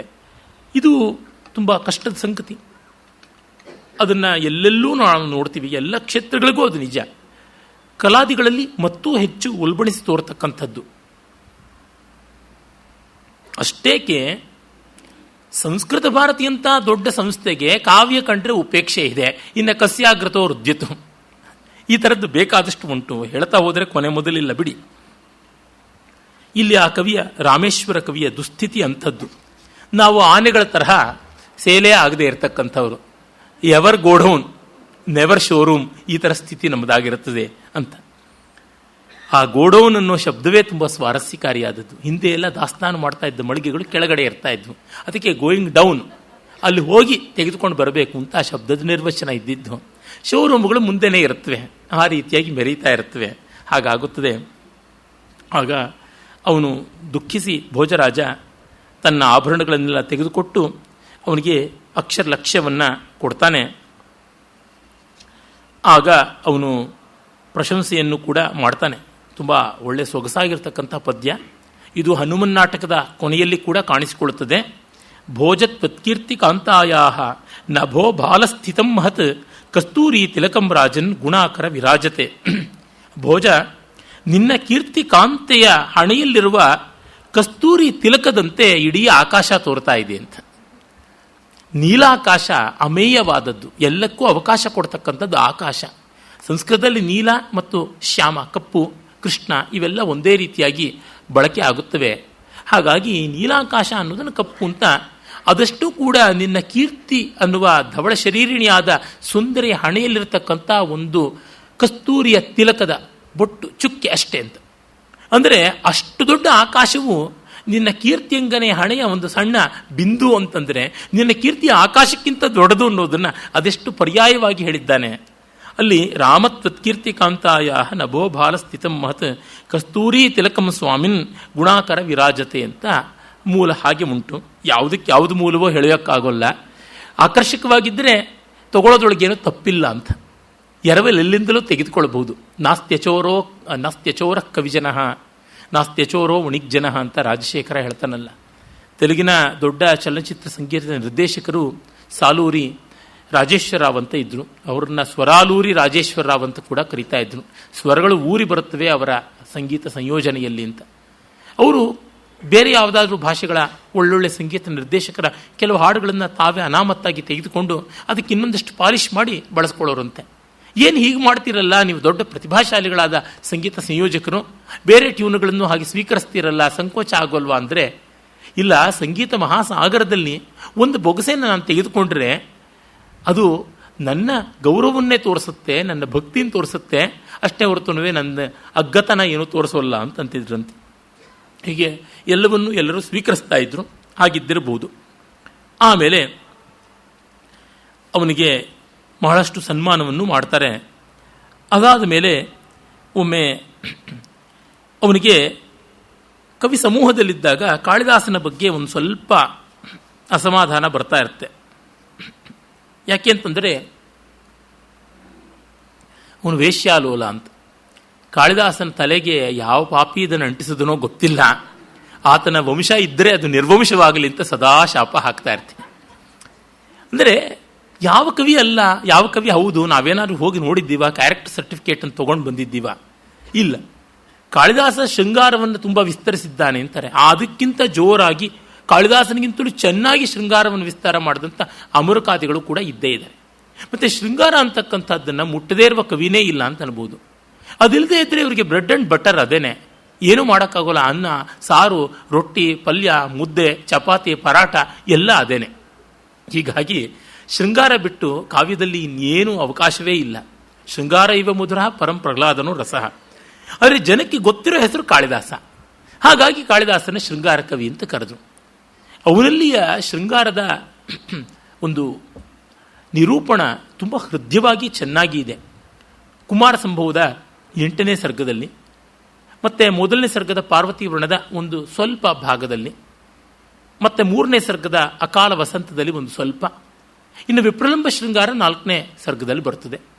ಇನ್ನು ರಘುವಂಶದಲ್ಲಿ 9ನೇ ಸರ್ಗದ ದಶರಥನ ಮೃಗಯ ವಿನೋದದಲ್ಲಿ ಒಂದು ಸ್ವಲ್ಪ, 16ನೇ ಸರ್ಗದಲ್ಲಿ ಕುಶಮಹಾರಾಜನ ಜಲಕ್ರೀಡಾ ವರ್ಣನೆಯಲ್ಲಿ ಒಂದು ತುಂಡು ತುಣುಕು, ಇನ್ನು ಎಲ್ಲಕ್ಕೂ ಕಿರೀಟಪ್ರಾಯವಾದ ವಿಪ್ರಲಂಬ ಶೃಂಗಾರ ಅಜನ ಇಂದುಮತಿ ವಿಯೋಗದ ಪ್ರಲಾಪ, ಅದೊಂದು ದೀರ್ಘವಾಗಿ 8ನೇ ಸರ್ಗದಲ್ಲಿ ಬರುತ್ತದೆ. ಇನ್ನು ಮಾಲವಿಕಾಗ್ನಿಮಿತ್ರ, ಶಾಕುಂತಲ, ವಿಕ್ರಮೋರ್ಷಿಯ ನಾಟಕಗಳು ಶೃಂಗಾರ ಪ್ರಧಾನವೇ ಹೌದಾದರೂ ಅಲ್ಲಿ ಎಲ್ಲ ಸೇರಿಸಿದ್ರೆ ಒಂದು 30-40 ಪದ್ಯಗಳಿಗೂ ಜಾಸ್ತಿ ಬರೋದಿಲ್ಲ ಶೃಂಗಾರ ಅನ್ನೋದು. ಒಂದೊಂದು ನಾಟಕಗಳಲ್ಲೂ 150-180 ಇಷ್ಟೆಲ್ಲ ಪದ್ಯಗಳಿರುವಾಗ 30-40 ಪದ್ಯಗಳ ಪ್ರಮಾಣ ಏನೂ ದೊಡ್ಡದಲ್ಲ. ಮೇಘದೂತ ಅಂತೂ ಪ್ರಕೃತಿ ವರ್ಣನೆಯೇ ತುಂಬ ಚೆನ್ನಾಗಿದೆ. ಅಲ್ಲಿ ಸೊಗಸಾಗಿ ಶೃಂಗಾರ ಇದ್ದರು. ನಾವಿವತ್ತು ಯಾವುದನ್ನು ಶೃಂಗಾರ ಅಂತೀವಿ, ಯಾವ ಅರ್ಥದಲ್ಲಿ ರಸಿಕ ಅನ್ನೋ ಶಬ್ದ ಬಳಸ್ತೀವಿ, ಅದಕ್ಕೂ ಕಾಳಿದಾಸನಿಗೂ ಅಜಗಜ ಅಂತರ. ಮೇಘದೂತದಲ್ಲಿ ಒಂದೇ ಒಂದು ಸಾಲು ಆ ತರಹ ಒಂದು ರೀತಿಯಾಗಿ ಸೆನ್ಸಾರ್ ಮಾಡಬಹುದಾದದ್ದು ಅಂತಕ್ಕಂಥದ್ದು ಕಾಣ ಬರ್ತಕ್ಕಂಥದ್ದು ಒಂದೇ ಒಂದು ಸಾಲು ಅಷ್ಟೆ. ಇನ್ನು ಹಾಗಿರುವಾಗ ಇನ್ನು ಅವನು ಚಿಕ್ಕ ವಯಸ್ಸಿನಲ್ಲಿ ಬರೆದದ್ದು ಇದು ಋತುಸಂಹಾರ ಅಂತ ವಿಶೇಷ ಏನಿಲ್ಲ. ಹೀಗಿದ್ದರೆ ಉತ್ತಾನ ಶೃಂಗಾರವನ್ನು ರುದ್ರಭಟ್ಟಾದಿಗಳೆಲ್ಲ ಬರೆದಿರೋದು ನೋಡಿದ್ರೆ ಬೆಚ್ಚಿ ಬೀಳೋ ತರಹ ಆಗುತ್ತದೆ. ಹಾಗಾಗಿ ಕಾಳಿದಾಸನನ್ನು ಶೃಂಗಾರ ಕವಿ ಅಂತ. ಮತ್ತು ಅವನು ಶೃಂಗಾರ ರಸವನ್ನು ತೋರ್ಪಡಿಸಿದ ರೀತಿಯಿಂದ ವೇಶ್ಯಾಲೋಲ ಅಂತ ಈಕ್ವೇಟ್ ಮಾಡಿಬಿಡೋದಾದರೆ ಏನರ್ಥವಾಗುತ್ತದೆ? ತುಂಬ ಅನರ್ಥವೇ ಆಗುತ್ತದೆ. ಯಾವುದೋ ಒಂದು ಕಾದಂಬರಿಯಲ್ಲಿ ಯಾವುದೋ ಒಬ್ಬ ಲೇಖಕ ತುಂಬ ಚೆನ್ನಾಗಿ ರಾಜಕೀಯವನ್ನು ಚಿತ್ರಿಸಿದ್ದಾರೆ ಅಂದರೆ ಅವನು ರಾಜಕಾರಣಿ ಅಂತಂದುಬಿಟ್ರೆ ಅಗತ್ಯ. ಕವಿ ಯಾವುದನ್ನೆಲ್ಲ ಚಿತ್ರಿಸಿದ್ದಾನೆ ಅದೆಲ್ಲ ಅವನಾಗಿದ್ದಾನೆ, ಅವನಿಗೆ ಎಷ್ಟು ಶರೀರ ಇರಬೇಕು. ಹಾಗಾಗಿ ಕಾಣದೇ ಇದ್ದರೂ ಕಂಡಂತೆ ಹೇಳಬಲ್ಲ, ಒಂದಿಷ್ಟು ಪರಿಶೀಲನೆಯಿಂದಲೇ ಬಲ್ಲ. ಒಂದು ಪಕ್ಷ ಅವನು ವೇಶ್ಯಾಲೋಲನೆ ಆಗಿದ್ದರೆ ನಮಗೆ ಯಾವ ನಷ್ಟವೂ ಇಲ್ಲ, ಯಾವ ಮುನಿಸೂ ಇಲ್ಲ, ಅದು ಬೇರೆ ಸಂಗತಿ. ಅರೆ ಲೋಕದಲ್ಲಿ ಹಾಗುಂಟು ಪ್ರವಾದ. ಈ ಕಥಾನಕದಲ್ಲೂ ಆ ರೀತಿಯಾದ ಒಂದು ಅಂಶ ಉಂಟು. ಆದರೆ ಅದನ್ನು ತಿರಸ್ಕಾರ ಮಾಡೋದಿಲ್ಲ, ಅದರಿಂದಲೂ ಮೀರದಂಥ ವ್ಯಕ್ತಿತ್ವ ಅಂತ ಬರುತ್ತದೆ. ಇರಲಿ, ಲೋಕರೂಢಿಯಲ್ಲಿ ಕೆಟ್ಟ ಶ್ಲೋಕಗಳ ಕೆಲವು ಕಾಳಿದಾಸ ಕೃತ ಅಂತ ಹೀಗೆಲ್ಲ ಉಂಟು. ಆದರೆ ಕಾಳಿದಾಸನ ಕಾವ್ಯಕ್ಕೂ ಅವುಗಳಿಗೂ ಸಂಬಂಧ ಇಲ್ಲ.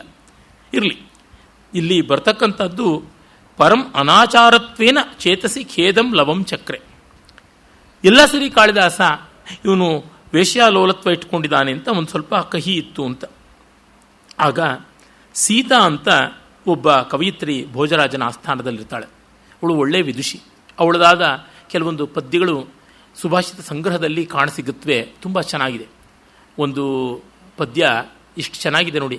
ಸ್ವಭಾವ ಸಿದ್ಧಂ ವಕ್ರತ್ವಂ ಹಲಸ್ಯ ಚ ಖಲಸ್ಯ ಚ ಮುಖಾಕ್ಷೇಪಂ ತಯೋ ಸೋಢುಂ ಅಲಮೇಕಾಹಿ ಸಾಕ್ಷಮ ಅಂತ ಒಂದು ಪದ್ಯ ಇದೆ ಅವಳದು. ಖಲ ಮತ್ತು ಹಲ ಇಬ್ಬರ ಸ್ವಭಾವವು ವಕ್ರ ಅಂತ. ಖಲ ದುಷ್ಟ, ಹಲ ನೇಗಿಲು. ಆ ಮುಖಾಕ್ಷೇಪ ನೇಗಿಲಿನ ಬಾಯಿಯ ಒರಟತನವನ್ನು, ದುಷ್ಟನ ನಾಲಿಗೆಯ ಒರಟತನವನ್ನು ತಾಳ್ಕೊಳ್ಳೋದಕ್ಕೆ ಕ್ಷಮೆಗೊಂದಕ್ಕೆ ಸಾಧ್ಯ ಅಂತ.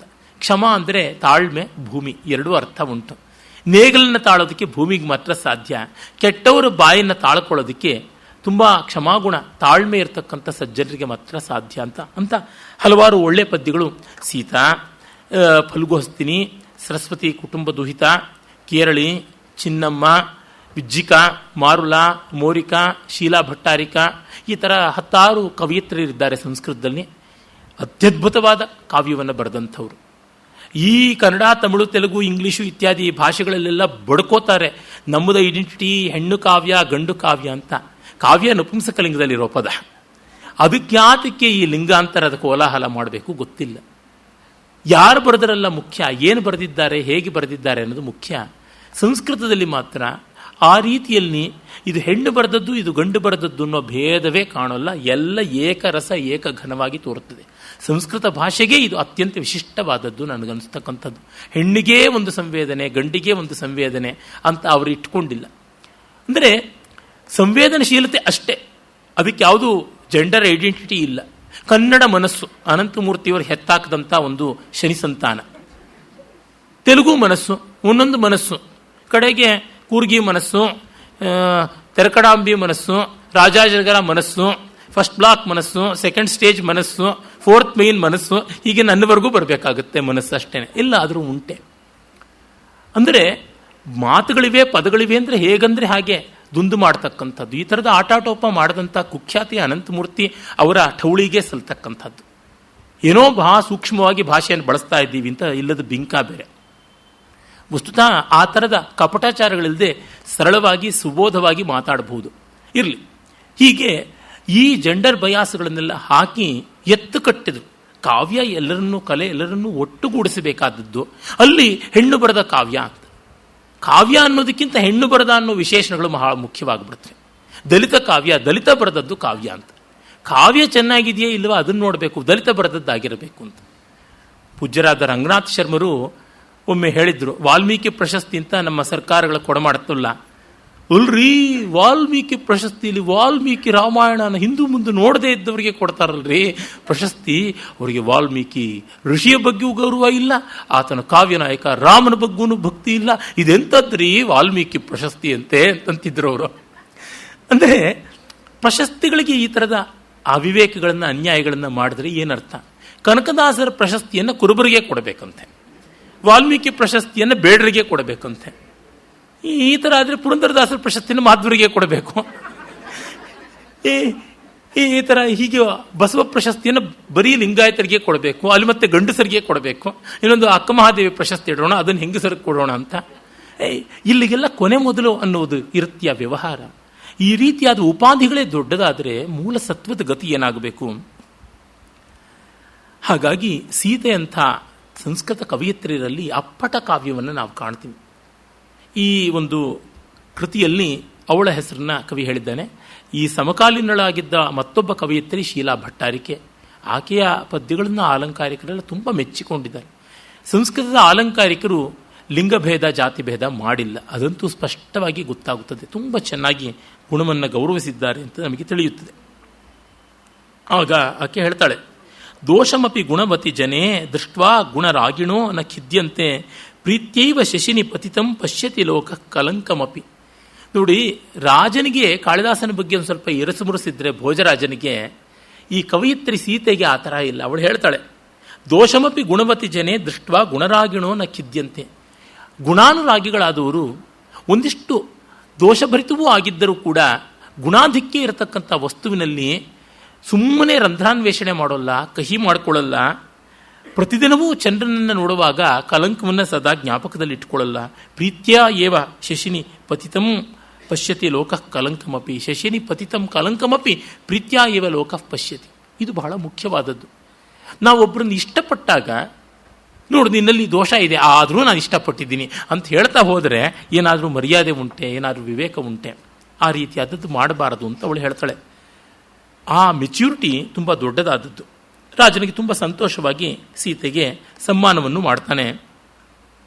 ಆದರೂ ಅವನ ಮನಸ್ಸಿನಲ್ಲಿ ಏನೋ ಒಂದು ಈ ಬಗೆಯ ಕಹಿ, ಅಸ್ಪಷ್ಟವಾದ ಅಸಮಾಧಾನ ಸುಳಿದಾಡ್ತಾನೆ ಇರುತ್ತದೆ. ಕೆಲವರಿಗೆ ಆ ಥರ ಇರುತ್ತದೆ. ಏನೇ ಆಗಲಿ ಇದೊಂದು ಆಗಲಿಲ್ವಲ್ಲ, ಇದೊಂದು ನಡೀಲಿಲ್ವಲ್ಲ ಅಂತಕ್ಕಂಥದ್ದು. ಕೆಲವರು ಯಾವುದೋ ಒಂದು ಅಭ್ಯುದಯವನ್ನು ಪಡಿಬೇಕು ಅಂತ ನಮ್ಮ ಮನಸ್ಸಿನಲ್ಲಿರುತ್ತೆ.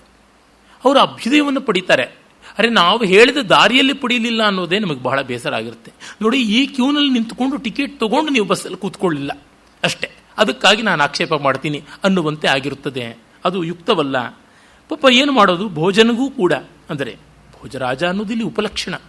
ಎಷ್ಟೋ ಬಾರಿ ದೊಡ್ಡವರಿಗೂ ಅಸಮಾಧಾನಗಳು ಆ ರೀತಿಯಲ್ಲಿರುತ್ತವೆ.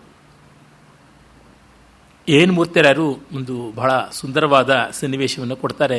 ಅವರ ಅಪರವಯಸ್ಕನ ಅಮೆರಿಕ ಯಾತ್ರೆ ಎನ್ನುವ ಪ್ರವಾಸ ಕಥನದಲ್ಲಿ ಅವರು ಅಮೆರಿಕಾಗೆ ಅವರ ಬೀಗರ ಮನೆಗೆ ಹೋಗಿರ್ತಾರೆ, ಮ್ಯಾಕ್ಮಿಲ್ಲನ್ ದಂಪತಿಗಳ ಮನೆಗೆ.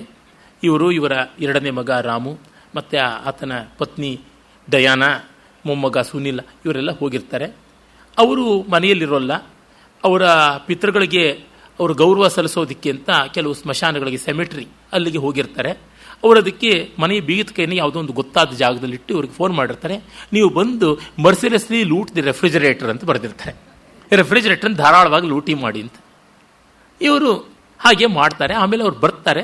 ಬಂದು ಸಂಜೆಯ ಅಡುಗೆಗಾಗಿ ಅವರು ಮ್ಯಾಕ್ಮಿಲ್ಲನ್ ದಂಪತಿಗಳಲ್ಲಿ ಹೆಂಡತಿ ಕೆಲಸ ಮಾಡ್ತಾ ಇರ್ತಾರೆ ಅಡುಗೆ ಮನೆಯಲ್ಲಿ.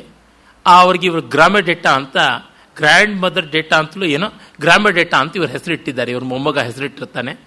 ಅವರು ಇದ್ದಕ್ಕಿದ್ದಂತೆ ಚೀರ್ತಾರೆ. ಕಿಟಾರ್ ಅಂತ ಕಿರ್ಚಿ ಗಂಡನ ಕೇಳ್ತಾರೆ, ಅಯ್ಯೋ ಏನಾಯಿತು, ಇಲ್ಲಿ ಕಡಲೆಕಾಳು, ಕಾಬೂಲ್ ಕಡಲೆಕಾಳನ್ನು ನೆನೆಸಿಟ್ಟಿದ್ನಲ್ಲ ಅಂತ. ನನಗೆ ಗೊತ್ತಿಲ್ಲ ಅಂತ ಗಂಡ ಹೇಳ್ತಾರೆ. ಮೂರ್ತಿರಾಯರು ನಮ್ಮ ಹೊಟ್ಟೆ ಒಳಗಿದೆ ಅಂತಂತಾರೆ. ಅಯ್ಯೋ ಹೌದೇ, ನಾನು ಅದರೊಳಗೆ ಏನೋ ಮಾಡಿಕೊಡ್ಬೇಕು ನಿಮಗೆ ಅಂತ ಅಂದ್ಕೊಂಡಿದ್ದೆ ಅಂತ. ಚಿಂತೆ ಇಲ್ಲ, ನಾವು ಅದಕ್ಕೆ ಉಪ್ಪು ಖಾರ ಒಗ್ಗರಣೆ ಹಾಕ್ಕೊಂಡು ನಾವೇನು ಬೇಕೋ ಅದನ್ನು ಮಾಡಿದ್ವಿ ಅಂತ. ಆದರೂ ಅವ್ರಿಗೆ ಸಮಾಧಾನವೇ ಆಗೋದಿಲ್ಲ. ನಾನು ಯಾವ ರೀತಿಯಲ್ಲಿ ಅಡುಗೆ ಮಾಡಬೇಕಾಗಿತ್ತು ಹಾಗೆ ಮಾಡಿಯೇ ನಿಮ್ಮ ಹೊಟ್ಟೆಗೆ ಅದನ್ನು ಹಾಕಬೇಕಾಗಿತ್ತು, ಈ ರೀತಿ ಹಾಕಿದ್ರೆ ಸಮಾಧಾನ ಇಲ್ಲ ಅಂತ. ಪಾಪ ಅವರ ಪಾಕ ಕೌಶಲ ಒಂದು ತೋರಿಸುವ ಅವಕಾಶ ಇತ್ತು, ಅದು ಹೋಯ್ತಲ್ಲ ಅಂತ ಸದ್ಭಾವದ ಖೇದ. ಆದರೂ ಈ ಥರ ಇದ್ದೇ ಇರುತ್ತೆ, ಅದು ಲೋಕರೂಢಿ. ಭೋಜನಗೂ ಹಾಗಾಗಿದೆ. ಆಗ ಕಾಳಿದಾಸ ಆ ಇಂಗಿತವನ್ನು ತಿಳ್ಕೊಳ್ತಾನೆ. ಗೊತ್ತಾಗೋದಿಲ್ವೇ ಬೇರೆಯವ್ರಿಗೆ ನಮ್ಮ ಮೇಲೆ ಅಸಮಾಧಾನ ಇದೆ ಅಂತ. ಅದರೊಳಗೂ ಊಹಾಪೋಹ ವೈಶಾರದ್ಯ ಇರುವ ಕವಿಗಳಿಗೆ, ಮಹಾಕವಿಗಳಿಗೆ ಗೊತ್ತಾಗದೇ ಇದ್ದರೆ ಕವಿತ್ವಕ್ಕೆ ಲೋಪ. ಪ್ರಾಪ್ಯ ಪ್ರಮಾಣ ಪದವೀಂ ಕೋನಾಮಾಸ್ತೆ ತುಲೆ ಅವಲೇಪಸ್ತೆ ನಯಸಿ ಗರಿಷ್ಠ ಮಧಸ್ತಾತ್ ತದಿತರ ಮುಚ್ಚೈಸ್ತರಾಂ ಕುರುಷೆ. ಪ್ರಾಪ್ಯ ಪ್ರಮಾಣ ಪದವಿ, ಎಲ್ಲವನ್ನೂ ಅಳಿತಕ್ಕಂಥ ಪ್ರಮಾಣ, ಪ್ರಕೃಷ್ಟತೆಯ ಮಾತಿ ಇತಿ ಪ್ರಮಾಣ. ಎಲ್ಲವನ್ನೂ ಅಳಿವ ಮಟ್ಟಕ್ಕೆ ನೀನು ಬಂದಾಗ, ಅಯ್ಯೋ ತಕ್ಕಡಿಯೇ, ಎಂಥ ಬೆಪ್ಪು ತಕ್ಕಡಿ ಆಗಿದ್ದೀಯಾ ನೀನು. ನಯಸಿ ಗರಿಷ್ಠ ಮದಸ್ಥಾತ್, ಗುರುಗಳನ್ನು, ಘನವಂತರನ್ನು ನೀನು ಕೆಳಕ್ಕೆ ಎಳಿತೀಯ. ತದಿತರಂ, ಲಘುಗಳನ್ನು ಮೇಲಕ್ಕೆ ಏರಿಸ್ತೀಯ. ದೊಡ್ಡವರನ್ನು ಬೀಳು ಮಾಡಿ ಅಲ್ಪರನ್ನ ಮೇಲು ಮಾಡತಕ್ಕಂಥದ್ದು, ಇದು ನಿನ್ನ ವಿವೇಕವಾಯ್ತಲ್ಲ ಅಂತ. ಅದು ಭೋಜರಾಜನಿಗೆ ಅನ್ಯಾಪದೇಶ ತಿವಿತಾಗಿದೆ. ಆಮೇಲೆ ಮತ್ತು ಹೇಳ್ತಾನೆ, ಪುನರಾಹ ಯಸ್ಯಾಸ್ತಿ ಸರ್ವತ್ರ ಗತಿಸ್ಸ ಕಸ್ಮಾತ್ ಸ್ವದೇಶ ರಾಗೇಣ ಹಿ ಯಾತಿ ಖೇದಂ ತಾತಸ್ಯ ಕೂಪೋಯಮಿತಿ ಬ್ರುವಾಣ ಕ್ಷಾರಂ ಜಲಂ ಕಾಪುರುಷಾಃ ಪಿಬಂತಿ. ಈ ಉತ್ತರಾರ್ಧ, ಪೂರ್ವಾರ್ಧವೂ ಕೂಡ ಯೋಗ ವಾಸಿಷ್ಠದಲ್ಲಿ ಬರುತ್ತದೆ. ಯಸ್ಯಾಸ್ತಿ ಸರ್ವತ್ರ ಗತಿ, ಯಾರಿಗೆ ಎಲ್ಲ ಕಡೆಯಲ್ಲಿಯೂ ಗತಿ ಉಂಟೋ, ಎಲ್ಲ ಕಡೆಯಲ್ಲಿಯೂ ಸ್ವಾಗತ ಉಂಟೋ, ಸ್ವದೇಶ ರಾಗೇಣ ಹಿ ಯಾತಿ ಖೇದಂ, ಅವನು ಸ್ವದೇಶ ಸ್ವಭೂಮಿ ಅಂತ ಊಟ ಹೊಡ್ಕೊಂಡು ಕೂತ್ಕೊಳ್ಳಲ್ಲ. ಅಂದರೆ ವಿದ್ವಾನ್ ಸರ್ವತ್ರ ಪೂಜ್ಯತೆ ಎನ್ನುವ ಮಾತು. ಸ್ವದೇಶೇ ಪೂಜ್ಯತೆ ರಾಜ, ಸ್ವಗೃಹೇ ಪೂಜ್ಯತೆ ಮೂರ್ಖ, ಸ್ವಗ್ರಾಮೇ ಪೂಜ್ಯತೆ ಪ್ರಭು, ಸ್ವದೇಶೇ ಪೂಜ್ಯತೆ ರಾಜ, ವಿದ್ವಾನ್ ಸರ್ವತ್ರ ಪೂಜ್ಯತೆ ಅಂತ ತುಂಬ ಪ್ರಸಿದ್ಧ ಸುಭಾಷಿತ. ಹಾಗೆ ಅಪ್ಪ ಆಗದ ಬಾವಿ ಅಂತ ಉಪ್ಪು ನೀರನ್ನೇ ಕುಡ್ಕೊಂಡು ಬಿದ್ದಿರ್ತಾರೆ ಅವಿವೇಕಿಗಳು. ಒಳ್ಳೆ ಸಿಹಿ ನೀರನ್ನು ಬಾವಿ ಹಾಕ್ಕೊಳ್ಬೇಕು ಅಂತ ಗೊತ್ತಾಗೋಲ್ಲ. ನಮ್ಮ ಪೂರ್ವಜರು ಪಿತೃಪಿತಾಮಹ ಪ್ರಪಿತಾಮಹರು ಎಲ್ಲ ಹೇಗೆ ಹಾಳಾದರೋ ಹಾಗೆ ನಾವು ಹಾಳಾಗೋಣ ಅಂತ. ಈ ಥರದೊಳಗೆ ಏನು ದೊಡ್ಡತನ ಇಲ್ಲ ಅಂತ. ಈ ಥರದ ಮಾತಿಗೆ ಪರವಿರುದ್ಧವಾಗಿ ಎಷ್ಟು ಚರ್ಚೆ ಮಾಡಬಹುದು. ಆ ಹೊತ್ತಿಗೆ ಮನಸ್ಸು ಮುಟ್ಟುವಂತೆ ಒಂದು ನಿದರ್ಶನ, ದೃಷ್ಟಾಂತ ಅಲ್ಲಿ ಬರುತ್ತದಲ್ಲ. ತಾತಸ್ಯ ಕೂಪೋಯ ಮಿತಿ ಬ್ರುವಾಣ ಕ್ಷಾರಂಜಲಂ ಕಾಪುರುಷಾಃ ಪಿಬಂತಿ. ಅದು ದೃಷ್ಟಾಂತ ಅಲಂಕಾರ. ಅಂದರೆ ಬಿಂಬ ಪ್ರತಿಬಿಂಬ ಭಾವ ಉಂಟು. ಎಲ್ಲ ಕಡೆಯಲ್ಲೂ ವಿದ್ವಾಂಸರು ಹೋಗ್ಬೋದು, ಎಲ್ಲೆಲ್ಲಿಯೂ ಅವರಿಗೆ ಆದರ ಗೌರವ ಉಂಟು. ನಾನೂ ಹಾಗೆ ಹೋಗ್ಬೋದು, ನಿನ್ನ ಆಸ್ಥಾನವೇ ಅನಿವಾರ್ಯವಲ್ಲ ಅಂತಕ್ಕಂಥದ್ದು ತಾತ್ಪರ್ಯ. ಇಷ್ಟ್ಯಾಕೆ ಈ ಆಸ್ಥಾನಗಳ ಹಂಗೆ ಇಲ್ಲದೆ ಕೂಡ ಇದ್ದು ಬಿಡಬಹುದಲ್ವ. ಆ ಮಾತನ್ನ ಕಾಳಿದಾಸನ ಬಾಯಲ್ಲಿ ಹೇಳಿಸಿಲ್ಲ ಕವಿ. ಬಲ್ಲಾಳ ಸೇನನಿಗೆ ರಾಜಾಶ್ರಯ ಬೇಕು ಅನ್ನೋ ಮನಸ್ಸಿತ್ತು. ಅದರಿಂದಲೇ ಆ ಕಾವ್ಯವನ್ನು ಹಾಗೆ ಬರೆದಿದ್ದಾನೆ. ಎಲ್ಲ ಕವಿಗಳು ರಾಜಾಶ್ರಯಕ್ಕೆ ಬರ್ತಾರೆ ಅಂತ. ಇದನ್ನೇ ಬೊಮ್ಮೆರ ಪೋತನ ಬರೆದಿದ್ರೆ ಬೇರೆಯೇ ಆಗ್ಬಿಡ್ತಾ ಇತ್ತು, ಕುಮಾರವ್ಯಾಸ ಬರೆದಿದ್ರೆ ಇನ್ನೊಂದು ಆಗ್ಬಿಡ್ತಾ ಇತ್ತು. ಕೆಲವರಿಗೆ ಉಂಟು ಒಂದು ಮಟ್ಟದ ಪ್ರಸಿದ್ಧಿಯನ್ನು, ಒಂದು ಮಟ್ಟದ ಗಣ್ಯತೆಯನ್ನು ಪಡ್ಕೊಳ್ಳೋದಕ್ಕೆ ಇವೆಲ್ಲ ಬೇಕಾಗುತ್ತದೆ ಅಂತ ಇರಬಹುದು. ಆಮೇಲೆ ಅದು ಬೇಡ ಅಂತ ನಿವೃತ್ತಿಯನ್ನು ಪಡೆಯಬಹುದು. ಶೇಕ್ಸ್ಪಿಯರ್ ಮೊದಲಾದವರು ಮಾಡಿದಂತೆ. ಅವನು ಆಸ್ಥಾನದ ಗೌರವ ಪದವಿಯನ್ನೆಲ್ಲ ಪಡೆದ. ಆಮೇಲೆ ಎಲ್ಲವನ್ನು ಬಿಟ್ಟು ನೆಮ್ಮದಿಯಾಗಿ ತನ್ನ ಹುಟ್ಟೂರಿಗೆ ಬಂದು ಕಾವ್ಯವೂ ಇಲ್ಲ, ನಾಟಕವೂ ಇಲ್ಲ, ಏನು ಬರೀದೆ ಆರಾಮವಾಗಿ 5-6 ವರ್ಷ ಕಾಲ ಕಳೆದ. ಹಾಗೂ ಇದ್ದಿರಬಹುದು. ರಾಜನಿಗೆ ಗೊತ್ತಾಗುತ್ತದೆ. ತಥೋ ರಾಜ್ಞಾ ಕೃತಾಂ ಅವಜ್ಞಾಂ ಮನಸ್ಸಿ ವಿದಿತ್ವ ಕಾಳಿದಾಸೋ ದುರ್ಮನಾಹ ನಿಜವೇಶ್ಮಯಯೌ. ರಾಜ ಇಷ್ಟೆಲ್ಲ ಮಾತಾಡಿದ್ರೂ ಸ್ಪಂದಿಸ್ತಾ ಇಲ್ಲ ಅಂತ ಗೊತ್ತಾಯಿತು. ಮನಸ್ಸಿಗೆ ಯಾವುದೋ ಒಂದು ನಿಶ್ಚಯ ಬಂದರೆ ನಾವು ಎಷ್ಟೆಷ್ಟು ಯುಕ್ತಿಗಳು, ನೀತಿಗಳು, ಉದಾಹರಣೆಗಳು, ದೃಷ್ಟಾಂತಗಳು ಕೊಟ್ಟರೂ ಅವು ಅವರ ಅಂತರಂಗಕ್ಕೆ ಬರುವುದಿಲ್ಲ. ಮೊದಲೇ ತೀರ್ಮಾನ ಮಾಡಿಕೊಂಡು ಬಿಟ್ಟಿರ್ತಾರೆ. ಹಾಗಾಗಿ ಅಲ್ಲಾಡೋದಿಲ್ಲ. ಅವಜ್ಞಾ ಸ್ಫುಟಿತಂ ಪ್ರೇಮ ಸಮೀಕರ್ತಂ ಕೈಶ್ವರ ಸಂಧಿನ್ನಯಾತಿ ಸ್ಫುಟಿತಂ ಲಾಕ್ಷಾಲೇಪೇನ ಮೌಕ್ತಿಕಂ. ಇದು ಕವಿಯ ಮಾತು.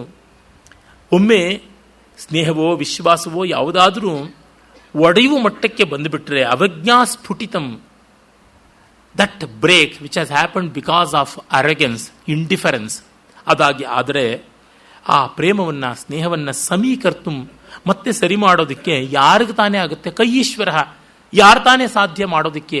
ಅದು ಈಶ್ವರನಿಂದಲೂ ಸಾಧ್ಯವಿಲ್ಲ. ಸ್ಫುಟಿತಂ ಮೌಕ್ತಿಕಂ ಲಾಕ್ಷಾಲೇಪೇನ ಸಂಧಿನ್ನ ಯಾತಿ. ಒಡೆದ ಮುತ್ತನ್ನು ಅರಗಿನ ಮೂಲಕ ಅಂಟಿಸೋದಕ್ಕಾಗೋದಿಲ್ಲ. ಬಿರುಕಾದ ಕನ್ನಡಿಯನ್ನು ಎಷ್ಟೆಷ್ಟು ಅಂಟಿಸಿದ್ರೂ ಅದು ಬಿರುಕೆ ಸೀಳೆ ಆಗಿರ್ತದೆ. ಪ್ಲಾಸ್ಟಿಕ್ ಲಿಮಿಟ್ಟಿಗೆ ತೆಗೆದುಕೊಂಡು ಹೋದ ಮೇಲೆ ಡಿಫಾರ್ಮೇಷನ್ ಪರ್ಮನೆಂಟ್. ಎಲಾಸ್ಟಿಕ್ ಲಿಮಿಟ್ನಲ್ಲಿ ಮಾಡಬಹುದು. ಮಿತಿ ಮೀರಿ ಜಗ್ಗಬಾರದು. ಆ ಒಂದು ಹಂತ ಬಂದಿದೆ ಅಂತ ಆ ರೀತಿಯಲ್ಲಿ ಕಾಳಿದಾಸ ಬೇಸರ ಪಟ್ಟುಕೊಂಡು ಹೋದ ಅಂತ ಭೋಜರಾಜನಿಗೂ ಬೇಸರ. ಆಗ ರಾಣಿ ಲೀಲಾವತಿ, ಅವಳು ಭೋಜರಾಜನ ಪಟ್ಟಮಹಿಷಿ, ಅವಳ ಬಳಿಗೆ ಅವನು ಹೋಗ್ತಾನೆ ಅಂತಃಪುರದಲ್ಲಿ. ಅವಳು ಗೃಹಿಣಿ, ಸಚಿವ, ಸಖಿ ಎಲ್ಲ ಆದವಳು, ಮಹಾವಿದುಷಿ, ಮಹಾಸಾಧ್ವೀಮಣಿ. ಏನು ವಿಷಾದ ಕಾರಣ ಅಂತ ಕೇಳ್ತಾಳೆ. ನೋಡಿ, ಮುಖ ನೋಡಿದ ತಕ್ಷಣ ಗೊತ್ತಾಗುತ್ತದೆ. ಆ ಇಂಗಿತಜ್ಞತೆ ಇದೆ ಅವಳಿಗೆ. ಎಲ್ಲವನ್ನೂ ಹೇಳ್ತಾನೆ.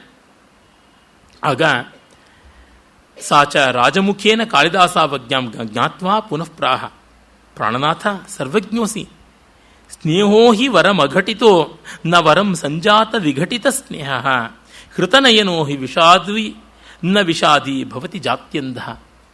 ಸ್ನೇಹ ಆಗಬಾರ್ದು, ಆಗದೇ ಇದ್ದರೆ ಪರವಾಗಿಲ್ಲ, ಆದಮೇಲೆ ಮುರಿದು ಹೋಗಲೇಬಾರ್ದು, ಕಾಪಾಡಿಕೊಳ್ಳಬೇಕು. ಹುಟ್ಟುಗುರುಡನಾದವನಿಗೆ ಆಗುವ ದುಃಖಕ್ಕಿಂತ ಕಣ್ಣಿದ್ದವನು ಕಣ್ಣು ಕಳ್ಕೊಂಡಾಗ ಇನ್ನೂ ಹೆಚ್ಚು ದುಃಖ ಪಡ್ತಾನೆ. ಅವನು ಒಗ್ಗಿಕೊಂಡು ಬಿಟ್ಟಿರ್ತಾನೆ ಹುಟ್ಟು ಕುರುಡ, ಆ ಥರದ್ದು ಅಂತ. ಇದಕ್ಕೂ ಪ್ರತಿವಾದವನ್ನು ಹೂಡಬಹುದು. ಮಧ್ಯ ವಯಸ್ಸಿನಲ್ಲಿಯೋ ಯಾವಾಗಲೋ ಒಂದಷ್ಟು ವರ್ಷ ಆದಮೇಲೆ ಕಣ್ಣು ಕಳ್ಕೊಂಡು ಅಲ್ಲಿವರೆಗೂ ಜಗತ್ತು ನೋಡಿದ್ನಲ್ಲ ಅಂತ. ಆದರೆ ಇಂಥ ಜಗತ್ತು ಕಳ್ಕೊಂಡಲ್ಲ ಅಂತ ಒಂದು ದುಃಖ ಇರುತ್ತಲ್ಲ. ಈ ಎರಡೂ ಕಡೆಯಲ್ಲೂ ವಾದ ಮಾಡ್ಬೋದು. ಈ ಪದ್ಯಗಳನ್ನೆಲ್ಲ, ಆ ದೃಷ್ಟಾಂತಗಳನ್ನೆಲ್ಲ ಆ ಚೌಕಟ್ಟಲ್ಲಿ ನೋಡಬೇಕಷ್ಟೇ ಅಂತ ಮೊದಲೇ ನಿವೇದಿಸಿದೆ. ಆಮೇಲೆ ಅವಳು ಮತ್ತೊಂದು ಮಾತನ್ನು ಹೇಳ್ತಾಳೆ. ಅದು ತುಂಬ ಮಾರ್ಮಿಕವಾದ ಮಾತಾಗಿದೆ, ಬಹಳ ಸುಂದರವಾದ ಸೂಕ್ತಿಯಾಗಿದೆ. ದೋಷಾಕರೋಪಿ ಕುಟಿಲೋಪಿ ಕಲಂಕಿತೋಪಿ ಮಿತ್ರಾವಸಾನ ಸಮಯೇ ವಿಹಿತೋತಯೋಪಿ ಚಂದ್ರಸ್ತಥಾಪಿ ಹರವಲ್ಲಭತಾಮುಪೈತಿ ನೈವಾಶ್ರಿತೇಶು ಗುಣದೋಷ ವಿಚಾರಣಾ ಸ್ಯಾತ್. ಇದೊಂದು ಒಳ್ಳೆ ಶ್ಲೇಷ ಭಾಸ್ವರವಾದಂಥ ಪದ್ಯ. ಚಂದ್ರ ದೋಷಾಕರ, ಕುಟಿಲ, ಕಲಂಕಿತ, ಮಿತ್ರಾವಸಾನ ಸಮಯ ವಿಹಿತೋದಯ. ಹಾಗಿದ್ದರೂ ಹರವಲ್ಲಭ. ಈ ಪದಗಳಿಗೆಲ್ಲ ಎರಡೆರಡು ಅರ್ಥ ಉಂಟು. ದೋಷ ಅಂದರೆ ರಾತ್ರಿ, ರಾತ್ರಿಯನ್ನು ಉಂಟು ಮಾಡ್ತಾನೆ. ರಜನೀಕರ, ನಿಶಾಕರ ಅಂತಲೇ ನಾವು ಚಂದ್ರನನ್ನು ಹೇಳ್ತೀವಿ. ಅವನು ದೋಷಾಕರ ಅಂದರೆ ದೋಷಾಣಾಂ ಆಕರ ಅಂತಲೂ ಆಗುತ್ತದೆ. ಎಲ್ಲ ದೋಷಗಳಿಗೆ ಆಕರ, ಖನಿ. ಇನ್ನು ಕುಟಿಲ, ಪೂರ್ಣಮಂಡಲನಾಗಿದ್ದಾಗ ಬಿಟ್ಟು ಮಿಕ್ಕಂತೆ ಚಂದ್ರ ಬಾಲೇಂದುವಾಗಿದ್ದಾಗ ಅಂಕು ಡೊಂಕಾಗಿರ್ತಾನೆ. ಅದಕ್ಕೆ ಬಿದಿಗೆ ಚಂದ್ರಮ ಡೊಂಕು ಅಂತಲೇ ಅಂದ್ರಲ್ಲ ಬೇಂದ್ರೆ. ಕುಟಿಲ. ಇನ್ನು ಕುಟಿಲ ಅನ್ನೋದಕ್ಕೆ ಕುಹಕಿ ಅಂತ, ವಕ್ರತೆ ಉಳ್ಳವನು, ಅನೃಜವಾದವನು, ಸರಳ ವ್ಯಕ್ತಿತ್ವ ಅಲ್ಲ ಅಂತಲೂ ಅರ್ಥ ಇರುತ್ತದೆ. ಕಲಂಕಿತ, ಚಂದ್ರ ಅಂತೂ ಮಧ್ಯದಲ್ಲೇ ಮಚ್ಚೆ ಉಂಟು. ಬೇರೆ ಬೇರೆ ಅಪರಾಧಗಳು, ಅಪವಾದಗಳು ಬಂದು ಕಳಂಕಿತರಾಗಿರ್ತಾರೆ ಜನ. ಮಿತ್ರಾವಸಾನ ಸಮಯೇ ವಿಹಿತೋದಯೋಪಿ. ಮಿತ್ರ ಸೂರ್ಯ, ಅದು ಸಮಾಸದಲ್ಲಿ ಬಂದಾಗ ಮಿತ್ರ ಅಂತ ಅಕಾರ ಅಂತ ಪುಲ್ಲಿಂಗ ಶಬ್ದವಾಗಿ ಕೇಳಿಸೋಲ್ಲ. ಮಿತ್ರಂ ಅನ್ನೋದು ನಪುಂಸಕಲಿಂಗದ ಅಕಾರ ಅಂತ ಶಬ್ದ, ಸ್ನೇಹಿತ ವಾಚಕ ಶಬ್ದ, ಗೆಳೆಯ ಅನ್ನುವುದಕ್ಕೆ ಅರ್ಥ. ಈಗ ಮಿತ್ರಾವಸಾನ ಸಮಯ ಅಂದರೆ ಸೂರ್ಯ ಮುಳುಗದಾಗ ಅವನು ಹೇಳ್ತಾನೆ ಅಂತ. ಇನ್ನೊಂದು ಸ್ನೇಹಿತ ಮುಳುಗೋದ ಮೇಲೇ ಇವನ ಮೇಲೆ ಕೇಳೋದು. ಆ ರೀತಿಯಲ್ಲಿ ಮಿತ್ರಾವಸಾನ ಸಮಯ ವಿಹಿತೋದಯೋಪಿ, ಇಷ್ಟೆಲ್ಲ ದೋಷಗಳು, ಇಷ್ಟೆಲ್ಲ ತಪ್ಪುಗಳು ಚಂದ್ರನಲ್ಲಿದ್ದರೂ ಅವನು ಹರವಲ್ಲಭತಾ ಮುಪೈತಿ, ಮಹಾದೇವನಿಗೆ ಕಿರೀಟ ಮಣಿಮಾಣಿಕ್ಯವಾಗಿದ್ದಾನೆ. ಯಾಕೆ? ಶಿವನಿಗೆ ಇವೆಲ್ಲ ಲೆಕ್ಕಕ್ಕೆ ಬರಲಿಲ್ಲ.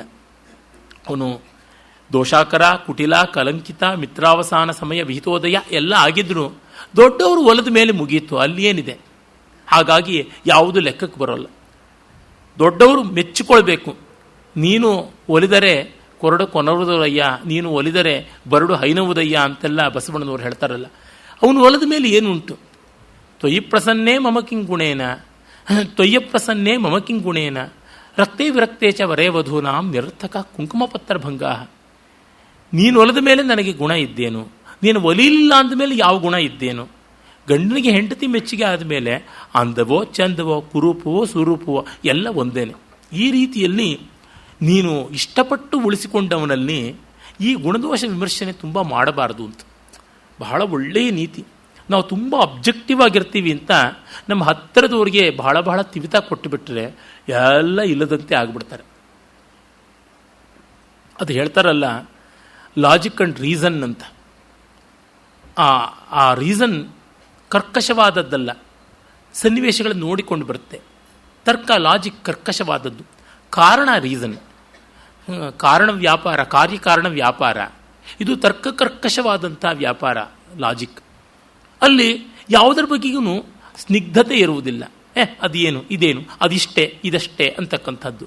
ಯಾವುದನ್ನು ಲಕ್ಷಣೀಕರಿಸೋದ್ರೊಳಗೆ ಇರುತ್ತೆ ಮನಸ್ಸು. ಲಕ್ಷ್ಯದ ಸ್ವಾರಸ್ಯವನ್ನು ಗ್ರಹಿಸುವಂತೆ ಇರೋಲ್ಲ. ಹೀಗಾಗಿ ರಾಣಿ ಹೇಳ್ತಾಳೆ, ನೀನು ಒಪ್ಪಿದ ಮೇಲೆ ಕಾಳಿದಾಸನನ್ನು ಇಷ್ಟು ವಿಮರ್ಶೆ ಮಾಡಿಕೊಳ್ಬಾರ್ದು ಅಂತ. ಹೌದು, ಸರ್ವಮೇತತ್ ಸತ್ಯಮೇವ. ನಾಳೆಯೇ ಕಾಳಿದಾಸನನ್ನು ನಾನು ಸಮ್ಮಾನ ಮಾಡ್ತೀನಿ ಅಂತ ಹೇಳ್ತಾನೆ. ಕಾಳಿದಾಸ ಇವನಲ್ಲಿಗೆ ಬಂದಾಗಲೇ ತಾನು ತನ್ನ ಸ್ವರೂಪ ಎಂಥದ್ದು ಅಂತ ಹೇಳ್ಕೊಂಡಿದ್ದಾನೆ. ಹಿಂದೆಯೇ ಮಹಾರಾಜ ಶ್ರೀಮನ್ ಜಗತಿ ಮತ್ತು ವಿದ್ವದ್ರಾಜ ಶಿಖಾಮಣೆ, ನೀರಕ್ಷೀರೆ ಗೃಹೀತ್ವ ಈ ಥರದ ಪದ್ಯಗಳ ಮಧ್ಯದಲ್ಲಿಯೇ ಚೇತೋಭುವಶ್ಚಾಪಲತಾ ಪ್ರಸಂಗೆ ಕಾವಾ ಕಥಾ ಮಾನುಷಲೋಕಭಾಜಾಂ ಯದ್ದಾಶೀಲಸ್ಯ ಪುರಾಂ ವಿಜೇತು ತಥಾವಿಧಂ ಪೌರುಷಮರ್ಧಮಾಸೀತ್ ಅಂತ ಅತ್ಯದ್ಭುತ ಪದ್ಯ ಹೇಳಿದ್ದಾನೆ. ಅಂದರೆ ಚೇತೋಭುವಶ್ಚಾಪಲತಾ ಪ್ರಸಂಗೆ, ಚೇತೋಭುವ ಅಂದರೆ ಮನ್ಮಥನ, ಚೇತೋಭೂಹು ಮನಸ್ಸಿನಲ್ಲಿ ಹುಟ್ಟಿದವನು, ಮನಸ್ಸಿಜ ಮನೋಜ, ಅವನ ಮೂಲಕ ಚಾಂಚಲ್ಯವನ್ನು ಹೊಂದುವ ಸಂದರ್ಭ ಬಂದಾಗ ಮನುಷ್ಯರ ಬಗ್ಗೆ ಏನು ಹೇಳೋಣ? ಮಾನುಷ ಲೋಕಭಾಜಾಂ ಕಾವಾ ಕಥಾ. ಈ ಮನುಷ್ಯ ಪ್ರಾಣಿಗಳ ಗತಿ ಎಂಥದ್ದು? ಯದ್ದಾಶೀಲಸ್ಯ ಪುರಾಂ ವಿಜೇತು, ಮನ್ಮಥನನ್ನೇ ಸುಟ್ಟ ತ್ರಿಪುರರ ಸಂಹಾರ ಮಾಡಿದ. ತ್ರಿಪುರ ಸಂಹಾರ ಅಂದರೆ ಅದು 3 ಪುರಗಳು ಅಂತ ಗೊತ್ತೇ ಇವೆ. ಅದಕ್ಕೆ ವೇದಾಂತಿಕವಾದ ಅರ್ಥ ಹೇಳ್ತಾರೆ, ಸ್ಥೂಲ, ಸೂಕ್ಷ್ಮ ಮತ್ತು ಕಾರಣ ಅಂತ 3 ಶರೀರಗಳನ್ನೇ ಸುಟ್ಟು ಬೂದಿ ಮಾಡಿಕೊಂಡವನು. ಅಂದರೆ ದೇಹಾತೀತವಾದ ನಿರಂಜನ ಆತ್ಮಸ್ವರೂಪಿಯಾದ ಆ ಮಹಾದೇವನ ಪೌರುಷವೇ ಅರ್ಧಮಾಸೀತ್ ಅಂತ. ಪೌರುಷ ಅಂದರೆ ಪರಾಕ್ರಮ, ಇನ್ನೊಂದು ಗಂಡುತನ. ಅರ್ಧನಾರೀಶ್ವರ ಆದನಲ್ಲ. ಅಯಂ ಹಿ ಭುವನತ್ರಯ ಪ್ರಥಿತ ಸಂಯಮ ಶಂಕರ ಅನೇನ ವಿಜಿತಾವಯಂ ಅಂತ ಅಂದುಕೊಂಡು ಮನ್ಮಥ ಗೇಲಿ ಮಾಡ್ತಾ ಇದ್ದಾನಂತೆ ಶಿವನನ್ನ. ಅಯಂ ಹಿ ಭುವನತ್ರಯ ಪ್ರಥಿತ ಸಂಯಮ ಶಂಕರೋ ಬಿಭರ್ತಿ ಉಪುಷಾಧುನ ವಿರಹ ಕಾತರ ಕಾಮಿನೀಂ ಅನೇನ ಕೆಲ ನಿರ್ಜಿತ ವೈಮಿತಿ ಪ್ರಿಯಾಯಾಕರಂ ಕರೇಣ ಪರಿಪೀಡಯನ್ ಜಯತಿ ಜಾತಹಾಸ ಸ್ಮರಹ ಅಂತ ಒಂದು ಸುಭಾಷಿತ ಉಂಟು.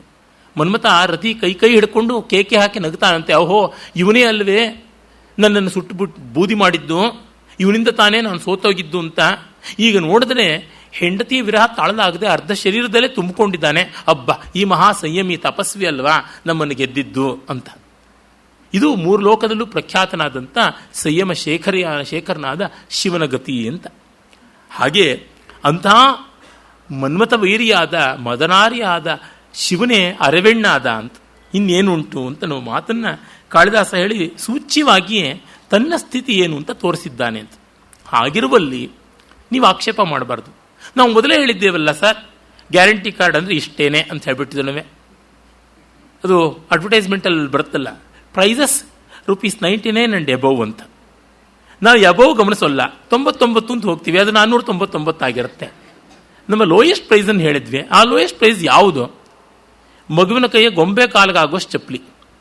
ನಾವು ನಮ್ಮ ಚಪ್ಪಲಿ ಸೈಜು ಅಂತ ಅಂದ್ಕೊಂಡ್ವಿ ಅಷ್ಟೇ. ಅದು ಆ ರೀತಿಯಾಗಿ ಆಗಿದೆ. ಆಮೇಲೆ ಅವನು ಮರುದಿವಸ ಬೆಳಗ್ಗೆ ಕಾಳಿದಾಸನನ್ನು ಹೇಳ್ತಾನೆ ಆಸ್ಥಾನಕ್ಕೆ. ಕಾಳಿದಾಸ ಹೋಗೋದಕ್ಕೆ ಇಷ್ಟಪಟ್ಟಿರೋದಿಲ್ಲ. ಆಮೇಲೆ ಮನೆಯಲ್ಲೇ ಆಲೋಚನೆ ಮಾಡ್ತಾನೆ. ನಿನ್ನೆ ಉದಾಸೀನ ಮಾಡಿದ, ಇವತ್ತು ಕರೀತಾ ಇದ್ದಾನೆ, ಏನೋ ಇರಬಹುದು, ಹೋಗೋಣ. ಎಂ ನೃಪೋನುರಾಗೇಣ ಸಮ್ಮಾನಯತಿ ಸಂಸದಿ ತಸ್ಯೋತ್ಸಾರಣಾಯ ಯತಂತೆ ರಾಜವಲ್ಲಭ. ಆಸ್ಥಾನದ ಗತಿಯೇ ಇಷ್ಟು. ಯಾರ್ಯಾರನ್ನ ರಾಜ ಹೆಚ್ಚು ಒಲಿತಾನೋ ಅವರವ್ರನ್ನ ರಾಜನಿಂದ ದೂರ ಮಾಡೋದೇ ಆಸ್ಥಾನದ ಪಂಡಿತರುಗಳ ವ್ಯವಹಾರ ಅಂತ. ಅದೊಂದು ರೀತಿ ಸಪತ್ನಿ ಮಾತ್ಸರ್ಯ. ಸವತಿಯರ ಮಧ್ಯದಲ್ಲಿ ಹೇಗೆ ಜಗಳವೋ ಆಸ್ಥಾನ ಕವಿಗಳಲ್ಲಿ, ಆಸ್ಥಾನ ಗಾಯಕರಲ್ಲಿ ಅದೇ ಥರದ್ದು. ನೀವು ಸುಮ್ಮನೆ ವಾಸ್ತವಾಚಾರ್ಯರ ನಾಕಂಡ ಕಲಾವಿದರು ಅಥವಾ ನೆನಪುಗಳು ಈ ಥರ ಪುಸ್ತಕಗಳನ್ನು ನೋಡಿ ಮೈಸೂರು ಅರಮನೆ ಆಸ್ಥಾನದಲ್ಲಿ ಏನೇನೆಲ್ಲ ರಗಳೆ ನಡೀತಾ ಇತ್ತು ಅಂತ ಗೊತ್ತಾಗುತ್ತದೆ. ಅವ್ರ ಮೇಲೆ ಇವರು, ಇವ್ರ ಮೇಲೆ ಅವರು ಕತ್ತಿ ಮಸೀತಕ್ಕಂಥದ್ದು ಯಾವ್ಯಾವ ಥರ ಮಾಡ್ತಾ ಇದ್ರು ಅಂತ. ಈಗ ಓದೋದಕ್ಕೆ ಚೆನ್ನ, ಆಗ ಅನುಭವಿಸೋರಿಗೆ ಏನೇನು ಕಷ್ಟ ಅಂತ ಗೊತ್ತಾಗುತ್ತದೆ. ಆ ಥರ ಇರ್ತಿತ್ತು. ಎಷ್ಟೋ ಬಾರಿ ಒಡೆಯರು ಕೂಡ ಹಿತ್ತಾಳೆ ಕಿವಿಗಳವರಾಗಿರ್ತಾ ಇದ್ರು. ಅವ್ರ ಮೇಲೆ ಇವರು, ಇವ್ರ ಮೇಲೆ ಅವರು ದೂಷಣೆ ಮಾಡೋದು ಮತ್ತು ಉಪಸರ್ಪಣ ಇದೆಲ್ಲ ತುಂಬ ಉಂಟು. ಡಿ.ವಿ.ಜಿಯವರ ಜ್ಞಾಪಕ ಚಿತ್ರಶಾಲೆಯಲ್ಲಿ ಒಂದೆರಡು ಈ ಥರದ ಉದಾಹರಣೆಗಳನ್ನು ತೋರಿಸ್ತಾರೆ.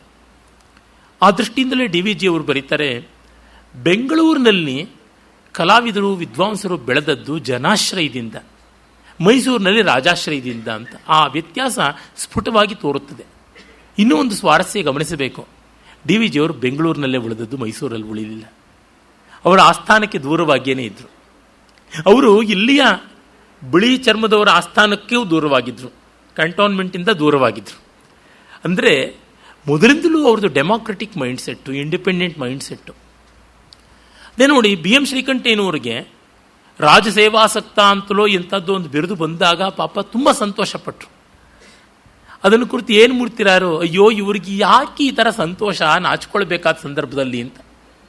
ತಪ್ಪಿಲ್ಲ, ಸಂತೋಷಪಟ್ಟಿದ್ದು ದೊಡ್ಡವರೇ. ನಾಲ್ವಡಿ ಕೃಷ್ಣರಾಜ ಒಡೆಯರು ಕೊಟ್ಟರು, ಎಲ್ಲ ಸರಿಯೇ. ಆದರೂ ಆ ಥರದ್ದೆಲ್ಲ ಒಂದು ಇರುತ್ತದಲ್ಲ. ಈ ದೃಷ್ಟಿಯಿಂದ ನೋಡಿದಾಗ ಆಸ್ಥಾನಗಳು ಎಷ್ಟೇ ಚೆನ್ನಾಗಿದ್ದರೂ ಅದು ಬಂಗಾರದ ಪಂಜರವೇ ಹೌದು. ಆ ಬಗೆಯ ಸ್ಥಿತಿಯನ್ನು ಎಲ್ಲೆಲ್ಲೂ ನಾವು ಕಾಣ್ತೀವಿ, ಪ್ರತಿಯೊಂದು ಆಸ್ಥಾನದಲ್ಲಿಯೂ ಇದು.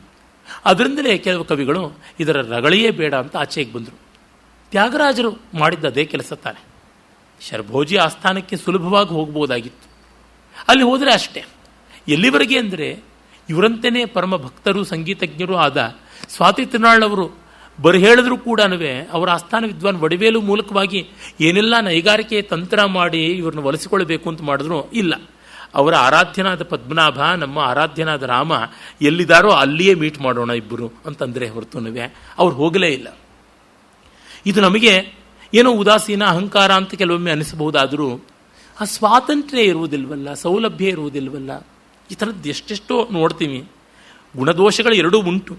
ಕಾಳಿದಾಸನಿಗೆ ಅದು ಮನಸ್ಸಿಗೆ ಬಂದಿದೆ. ಆಮೇಲೆ ಅವನು ಅಂದುಕೋತಾನೆ, ಅವಿವೇಕಮತಿರ್ ನೃಪತಿ ಮಂತ್ರಿ ಗುಣವತ್ಸು ವಕ್ರಿತಗ್ರೀವ ಯತ್ರ ಕಲಾಶ್ಚ ಪ್ರಬಲಾಹ ತತ್ರ ಕಥಂ ಸಜ್ಜನಾವಸರ. ರಾಜ ಅವಿವೇಕಿಯಾಗಿ ಮಂತ್ರಿ ಗುಣವಂತರ ಕಡೆಗೆ ಕೊಂಕು ಕುತ್ತಿಗೆ ಹಾಕುವನಾದರೆ ಅಂತ. ವಕ್ರಿತ ಗ್ರೀವ, ಕುತ್ತಿಗೆಯನ್ನು ಕೊಂಕಿಸ್ತಾನೆ, ಓ ಇವರಿಷ್ಟೇನಾ ಅಂತ ಈ ರೀತಿಯಾಗಿ ಮಾಡ್ತಾನೆ. ಗ್ರೀವ ಭಂಗಾಭಿರಾಮ. ಮತ್ತೆ ಆಸ್ಥಾನದಲ್ಲಿ ಕಲರೇ ಪ್ರಬಲರಾದರೆ ಅಲ್ಲಿ ಸಜ್ಜನರು ಹೇಗಿರೋದಕ್ಕೆ ಸಾಧ್ಯ? ತುಂಬ ಕಷ್ಟವಾಗುತ್ತದೆ ಅಂತ. ಆದರೂ ಸರಿ ಅಂತ ಆಸ್ಥಾನಕ್ಕೆ ಹೋಗ್ತಾನೆ. ಸುಖವೇ ಅದ್ಯ ಕಥಂ ವಿಳಂಬ ಕ್ರಿಯತೆ, ಏನು ಇವತ್ತು ತಡ ಮಾಡಿದೆಯಲ್ಲ ಅಂತಂತಾನೆ. ಆಮೇಲೆ ಅವರು ಅದಕ್ಕೇನು ಹೆಚ್ಚಿನ ಪ್ರತಿಕ್ರಿಯೆಯನ್ನು ತೋರಿಸೋಲ್ಲ. ಆದರೆ ರಾಜನೇ ಒಂದು 5-6 ಹೆಜ್ಜೆ ಕೆಳಗಿಳಿದು ಮುಂದೆ ಬಂದು ಪ್ರತ್ಯುತ್ಥಾನ ಮಾಡಿ ಅವನನ್ನು ಸ್ವಾಗತಿಸ್ತಾನೆ. ಪಂಚಷಟ್ ಪದಾನಿ ಸಮ್ಮುಖೋ ಗಚ್ಚತಿ ಏವಂ ಭಾಷಮಾಣ. ಇದು ತುಂಬ ದೊಡ್ಡ ಗೌರವ. ಅದಕ್ಕೆ ಸರ್ವೇ ಸಭಾಸದಶ್ಚ ಚಮತ್ಕೃತಾ. ಈ ಪದವನ್ನು ಈ ಕವಿ ತುಂಬ ಬಳಸ್ತಾನೆ, ಚಮತ್ಕೃತಾ ಅನ್ನೋದನ್ನು. ಎಲ್ಲರೂ ಬೆಕ್ಕಸ ಬೆರಗಾದರು. ನೆನ್ನೆ ನೋಡಿದ್ರೆ ಕಾಳಿದಾಸನ ಸ್ವಲ್ಪ ಅವಮಾನ ಮಾಡಿದ್ವಿ ಅಂದ್ಕೊಂಡ್ರೆ ಮತ್ತೆ ಇವನು ಗಿಟ್ಟಿಸಿಬಿಟ್ನಲ್ಲ ಸ್ಥಾನವನ್ನು ಅಂತ. ವಿಚ್ಛಾಯ ವದನಾಹ ಬಭೂವು, ಎಲ್ಲ ಮುಖ ಕಂಗಿಡುತ್ತೆ.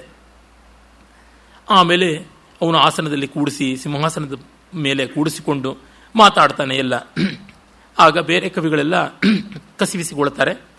ಆಮೇಲೆ ಈ ಕವಿಗಳೆಲ್ಲ ಒಂದು ಪಿತೂರಿ ಮಾಡ್ತಾರೆ.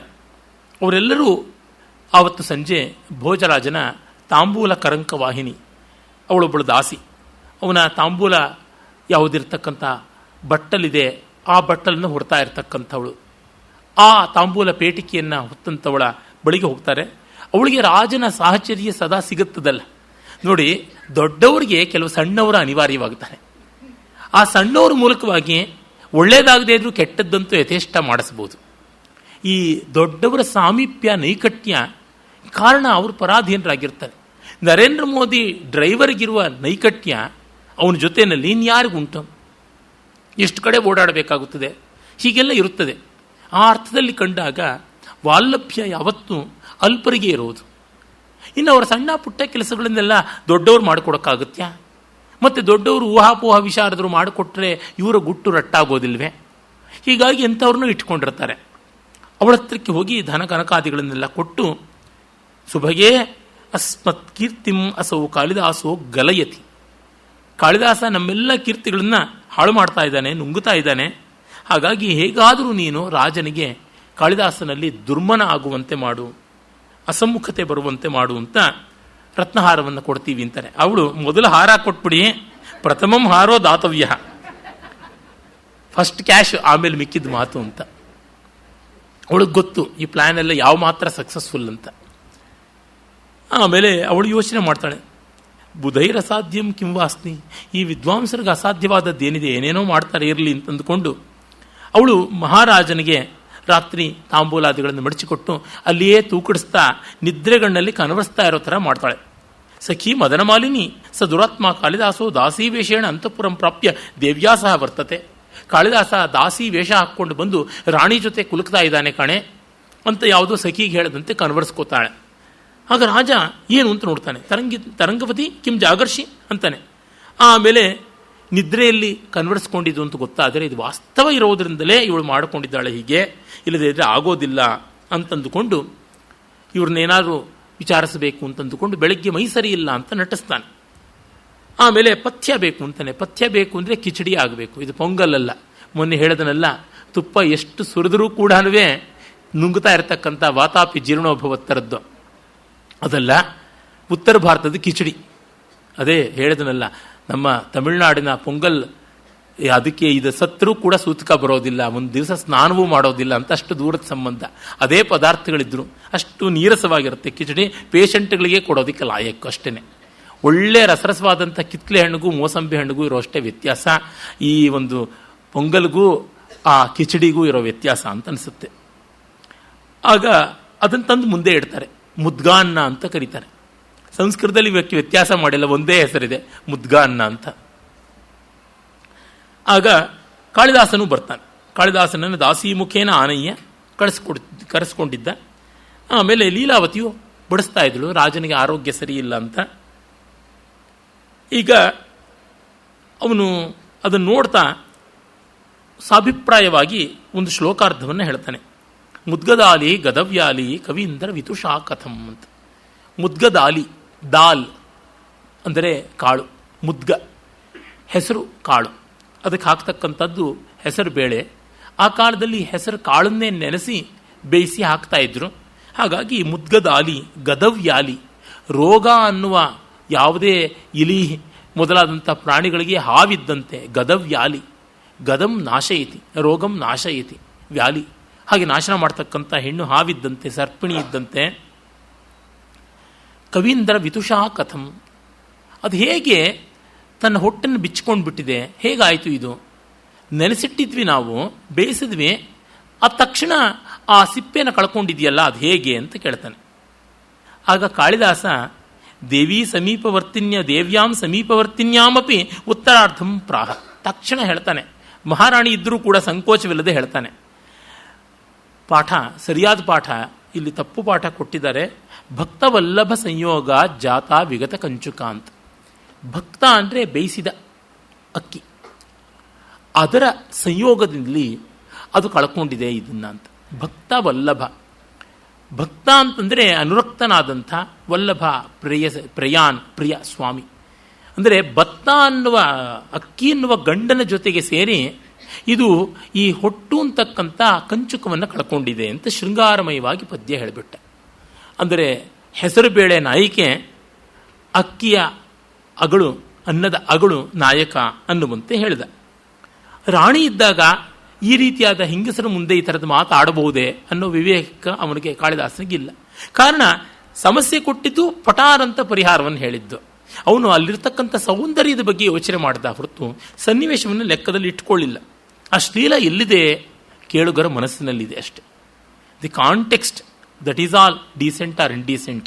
ಟೆಕ್ಸ್ಟ್ನಲ್ಲಿ ಡೀಸೆನ್ಸಿ ಇಂಡೀಸೆನ್ಸಿ ಅನ್ನುವುದು ಏನೂ ಇಲ್ಲ. ರಸ ಸ್ವಾರಸ್ಯ ಅದು ಬಹಳ ಮುಖ್ಯವಾದದ್ದು. ಸಂಸ್ಕೃತದ ಎಷ್ಟೋ ಒಳ್ಳೊಳ್ಳೆ ಸೂಕ್ತಿಗಳು ಈ ಕಾಲದ ಪಾಮರ ಜನಕ್ಕೆ ಅಸಭ್ಯ ಅಂತ ಅನಿಸ್ಬೋದು, ವಿವೇಕಿಗಳಿಗೆ ಖಂಡಿತ ಅಸಭ್ಯ ಅನಿಸಲ್ಲ. ಕುಮಾರವ್ಯಾಸನ ಕಾವ್ಯವೂ ಅದೇ ರೀತಿಯಾಗಿ ಎಷ್ಟೋ ಕಡೆ ಕೆಲವರಿಗೆ ಮುಜುಗರ ತರುತ್ತದೆ. ಆದರೆ ಯಾರು ಹೇಳ್ತಾ ಇರೋದು ಗಂಡರವು ನೀವು ಷಂಡರವು ಹೇಳೆಂದಲೆಂದು ಮುಖ್ಯನ ಬಂಡರವು ಅಂತ ಬೇರೆ ಬದಲಾವಣೆ ಮಾಡಿಕೊಂಡ್ರು. ಅದು ಮಾಡಿಕೊಂಡವರು ಮಡಿವಂತರು ಪಾಪ. ಅವಳಿಗೆ ರೇಗೋಗಿದೆ ಗಂಡರ ಬಗ್ಗೆ, ಅವಳು ಬೈತಾಳೆ. ಇನ್ನು ಹೇಗೆ ಬೈತಾಳೆ ದ್ರೌಪದಿ? ಬೈಲೇಬೇಕಲ್ವ, ಅಷ್ಟು ಸಂಕಟ ಆಗಿದೆ. ನಿನ್ನೆ ದಿವಸ ನನ್ನ ಒಬ್ಬರು ಸ್ನೇಹಿತರ ಸಹಧರ್ಮಿಣಿ ನಾನು ಮಹಾಭಾರತದ ಬಗ್ಗೆ, ಭೈರಪ್ಪನವರ ಪರ್ವ ಅದರ ಬಗ್ಗೆ ಬರೆದಂಥ ಮಾತಾಡಿದಂಥ ಭಾಷಣಗಳಲ್ಲಿ ಏನು ಮಾತಾಡಿದ್ದು ಅದನ್ನು ಕೇಳ್ತಾ ಇದ್ರಂತೆ. ಅವರ ಗಂಡ ಮಹಾಭಾರತ ಅಂತಂದರೆ ಸಾಕ್ಷಾತ್ತಾಗಿ ವ್ಯಾಸರು ಬರೆದದ್ದು, ಎಲ್ಲ ದೇವತಾ ಸ್ವರೂಪಿಗಳು ಅಂತ. ಅವರು ಸಂಸ್ಕೃತವನ್ನು ಬಲ್ಲವರಲ್ಲ, ಮಹಾಭಾರತವನ್ನು ಓದ್ಕೊಂಡವರಲ್ಲ. ಶ್ರದ್ಧೆ ಮಹಾಭಾರತದಲ್ಲಿ ಶ್ರೀಮದ್ ಆಚಾರ್ಯರು ಹೇಳದಂತೆ ಏನಿದೆ ಅದೇ ಅಂತಕ್ಕಂಥದ್ದು ಅವರ ಶ್ರದ್ಧೆ. ಅವರ ಹೆಂಡತಿ ಪಾಪ ಸ್ವಂತವಾಗಿ ನಾವು ಯೋಚನೆ ಮಾಡೋಣ ಅಂತ ಭೈರಪ್ಪನವರ ಪರ್ವದಲ್ಲಿ ದ್ರೌಪದಿಯಾಗಲಿ ಕುಂತಿಯಾಗಲಿ ನಮ್ಮ ಬದುಕನ್ನು ಹೆಚ್ಚು ಮುಟ್ಟುತ್ತಾರೆ ಅಂತ ಅನಿಸಿ ಗಂಡನ ಜೊತೆ ಪ್ರಸ್ತಾವ ಮಾಡಿದಾಗಲೆಲ್ಲ ಇಲ್ಲ ಇಲ್ಲ ನೀನು ಹಾಗೆಲ್ಲ ಮಹಾಪಾತ್ರಗಳನ್ನು ಕೆಳಗಿಳಿಸ್ಬಾಡಬಾರ್ದು ಅಂತ. ನಮ್ಮ ಬದುಕಿಗೆ ಹತ್ತಿರ ಆಗದೆ ಆದ್ಮೇಲೆ ಮಹಾಪಾತ್ರೆ ಆದ್ರೇನು ತೂತ್ ಪಾತ್ರೆ ಆದ್ರೆ ಏನು ಅಂತ ಅವರಂದಂತೆ. ಅಂದರೆ ಹೀಗಾಗ್ಬಿಡ್ತದೆ. ಔಚಿತ್ಯ ಅನ್ನೋದಕ್ಕಿಂತ ಮುಖ್ಯ ಸಂವೇದನೆ, ರಸಕ್ಕೆ ಅಧೀನ ಔಚಿತ್ಯ. ಔಚಿತ್ಯ ರಸಕ್ಕೆ ಮಾರ್ಗ ಆದರೂ ರಸ ಸಿದ್ಧವೇ ಆದಮೇಲೆ ಔಚಿತ್ಯ ಸಿದ್ಧ ಆಗಿದೆ ಅಂತ ತೋರಿಸ್ಬೇಕು. ಹಾಗಾಗಿರೋದ್ರಿಂದ ಇಲ್ಲಿ ಕಾಳಿದಾಸನ ಪದ್ಯ ಅಷ್ಟು ಸಮರ್ಪಕವಾಗಿದೆ. ಆ ಕಾಂಟೆಕ್ಸ್ಟ್ನಲ್ಲಿ ತಪ್ಪಿ ಯಾರಿಗಾದ್ರೂ ಕಂಡಿದ್ರೆ ಅದು ಅವರ ಮನೋದೌರ್ಬಲ್ಯವನ್ನೇ ತೋರ್ಪಡಿಸುತ್ತದೆ, ಇನ್ಯಾವುದು ಅಲ್ಲ. ಆದರೆ ಭೋಜರಾಜನ ಮನಸ್ಸು ಕಲುಷಿತವಾಗಿದ್ದರಿಂದ ನೋಡಿದ್ಯಾ, ರಾಣಿ ಎದುರಿಗೂ ಹೀಗೆ ಸಲೀಸಾಗಿ ನಿರ್ಲಜ್ಜೆಯಿಂದ ಪದ್ಯಗಳನ್ನು ಹೇಳಬಲ್ಲ ಈ ರೀತಿಯಾದ ಪದ್ಯಗಳು ಅಂತಂದರೆ ಇವರಿಗೆ ಸಂಬಂಧ ಇರಬೇಕು ಅಂತ ಅನಿಸುತ್ತದೆ ಅಂತಂದುಕೊಂಡು ತತ್ಕ್ಷಣವೇ ಕವೆ ಸರ್ವಥಾ ಅಸ್ಮದ್ದೇಶೇನ ಸ್ಥಾತವ್ಯಂ ಕಿಂ ಬಹುನೋಕ್ತೇನ ಪ್ರತಿವಾಕ್ಯಂ ಕಿಮಪಿ ನ ವಕ್ತವ್ಯಂ. ನನ್ನೂರಲ್ಲಿ ನನ್ನ ದೇಶದಲ್ಲಿ ಇರಬಾರ್ದು, ಈಗಲೇ ಹೊರಟು ಬಿಡು, ನನ್ನ ಮಾತಿಗೆ ಪ್ರತಿನೂ ಹೇಳಬಾರ್ದು, ನೀನು ಈ ಕೆಲಸ ಮಾಡು ಅಂತಾನೆ. ಕಾಳಿದಾಸ ಅದರ ಬಗ್ಗೆ ಮತ್ತೆ ಪ್ರಶ್ನೆ ಎತ್ತಲಿಲ್ಲ, ಅಷ್ಟೇನಾ ಅಂತ ಹೊರಟೇ ಬಿಟ್ಟ. ಅವನು ಮನೆಗೆ ಹೋಗಿ ಹೆಂಡತಿಗೆ ಹೇಳ್ತಾನೆ, ಪ್ರಿಯೇ ಅನುಜ್ಞಾಂ ದೇಹಿ ಮೈ ಭೋಜ ಕುಪಿತಃ ಸ್ವದೇಶೇನ ಸ್ಥಾತವ್ಯಂ ಇತ್ಯುವಾಚ. ಭೋಜ ನನ್ನಲ್ಲಿ ಮುನಿಸಿಕೊಂಡಿದ್ದಾನೆ, ಹಾಗಾಗಿ ನಾನು ಹೊರಡಬೇಕಾಗಿದೆ ಅಂತಂತಾನೆ. ಆಮೇಲೆ ಕಿಂಚ ಕಿಮಪಿ ವಿದ್ವದ್ವೃಂದ ಚೇಷ್ಟಿತ ಮೇವೇತಿ ಪ್ರತಿಭಾತಿ. ಆದರೆ ಭೋಜನ ಈ ಒಂದು ದುರ್ಮನಾಯಿ ತತ್ವಕ್ಕೆ ಕಾರಣ ಇರುವಂಥದ್ದು ಯಾರೋ ಆಸ್ಥಾನ ವಿದ್ವಾಂಸರುಗಳ ಕೋಲಾಹಲ ಅಷ್ಟೇನೆ, ಇನ್ನೇನಿಲ್ಲ. ಯಾಕೆ ಸಣ್ಣವರು ಏನೂ ಮಾಡ್ತಾರೆ. ಬಹೂನಾಂ ಅಲ್ಪಸಾರಾಣಾಂ ಸಮವಾಯೋ ದುರತ್ಯಯ ತೃಣೈರ್ವಿಧೀಯತೆ ರಜ್ಜು ಬದ್ಧಂತೆ ತೇನ ದಂತಿನಃ. ನಿಸ್ಸಾರವಾದ ಅಲ್ಪರು ಒಟ್ಟು ಸೇರಿಕೊಂಡ್ರೆ ಏನೇನೆಲ್ಲ ಪ್ರಳಯ ಮಾಡ್ತಾರೆ. ಕಾಳಿನ ಬೋಳಿ ಮಾಡ್ತಾರೆ, ಬೋಳಿನ ಕಾಳಿ ಮಾಡ್ತಾರೆ. ನಿಸ್ಸಾರವಾದ ಅಲ್ಪವಾದ ಹುಲ್ಲುಗಳು ಸೇರಿಕೊಂಡು ಹೆಣೆದು ಗಟ್ಟಿಯಾದ ಹಗ್ಗವಾಗಿ ಆನೆಯನ್ನು ಕಟ್ಟಿಬಿಡುತ್ತೆ ಅಂತ. ತುಂಬ ಮಾರ್ಮಿಕವಾಗಿದೆ ಮಾತು, ತುಂಬ ಸೊಗಸಾಗಿರ್ತಕ್ಕಂಥ ದೃಷ್ಟಾಂತ. ಆಗ ಅವನ ಹೆಂಡತಿ ವಿಲಾಸವತಿ, ಕಾಳಿದಾಸನ ಪತ್ನಿ, ಅವಳು ಹೇಳ್ತಾಳೆ, ಅದು ಕಲ್ಪಿತವಾದ ಹೆಸರಿರಬೇಕು. ಆಗ ಅವಳಿಗೆ ಮತ್ತೆ ಹೇಳ್ತಾನೆ, ತದೇವಾಸ್ಯ ಪರಮಿತ್ರಂ ಯತ್ರ ಸಂಕ್ರಾಮತಿ ದ್ವಯಂ ದೃಷ್ಟೇ ಸುಖಂಚ ದುಃಖಂಚ ಪ್ರತಿಚ್ಛಾಯೇವ ದರ್ಪಣೆ. ಇಷ್ಟಂತೂ ನಿಜ. ಅವಳು ವಿಲಾಸವತಿ ಅವನು ಹೆಂಡತಿ ಗಂಡನಿಗೆ ಹೇಳ್ತಾಳೆ, ಯೋಚನೆ ಮಾಡಬೇಡಿ, ನಾನಿದ್ದೀನಿ. ನಿಜವಾಗಿಯೂ ಯಾರು ಸಹಧರ್ಮಚಾರಿಣಿಯರು, ಸಹಧರ್ಮಚಾರಿಗಳು ಮತ್ತು ಯಾರು ಗೆಳೆಯರು ಅಂತಂದರೆ, ಯಾರನ್ನ ನೋಡಿದೊಡನೆ ಅವರ ಮುಖದಲ್ಲಿ ನಮ್ಮ ಸುಖ ದುಃಖಗಳು ಪ್ರತಿಫಲಿಸುತ್ತೀವೋ, ದೃಷ್ಟೇ ಸುಖಂಚ ದುಃಖಂಚ ಪ್ರತಿಚ್ಛಾಯೇವ ದರ್ಪಣೆ. ಮತ್ತೊಬ್ಬರಲ್ಲಿ ನಮ್ಮ ಭಾವನೆಗಳೇ ಪ್ರತಿಫಲಿಸುತ್ತವೋ ಅಂಥವರು. ನಾನು ನಿಮ್ಮ ಧರ್ಮಪತ್ನಿ ಆ ರೀತಿಯಾಗಿ ಇದ್ದೀನಿ ದಯಿತ ಮೈ ವಿದ್ಯಮಾನಾಯಾಮ್ ಕಿಂತೆ ರಾಜ್ಞ, ನಾನಿರುವಾಗ ಭೋಜ ಯಾಕೆ ಮತ್ತೊಂದು ಯಾಕೆ ಬೇಡ.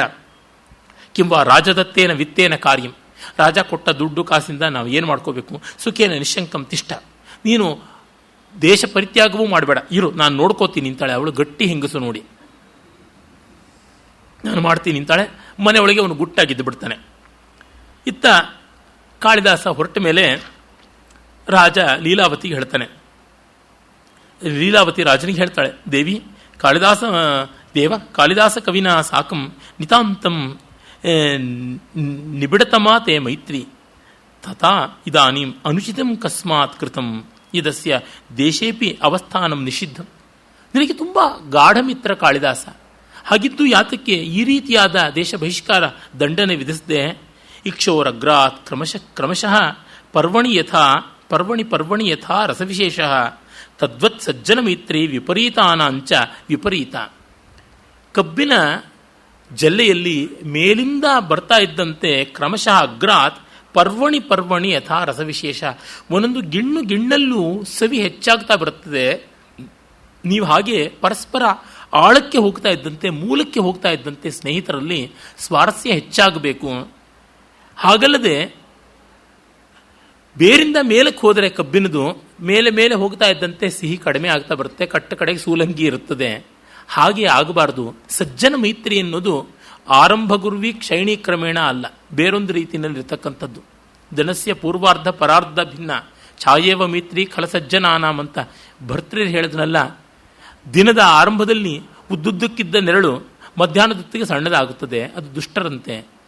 ಸಜ್ಜನರದು ದಿನದ ಮಧ್ಯಾಹ್ನದಲ್ಲಿ ಚಿಕ್ಕದಾಗಿದ್ದ ನೆರಳು ಸಾಯಂಕಾಲಕ್ಕೆ ದೀರ್ಘವಾಗುತ್ತದೆ, ಆ ರೀತಿ ಹೆಚ್ಚಾಗುತ್ತದೆ ಅಂತ ಯಾಕೆ ಹೀಗೆ ಮಾಡಿದ್ದು?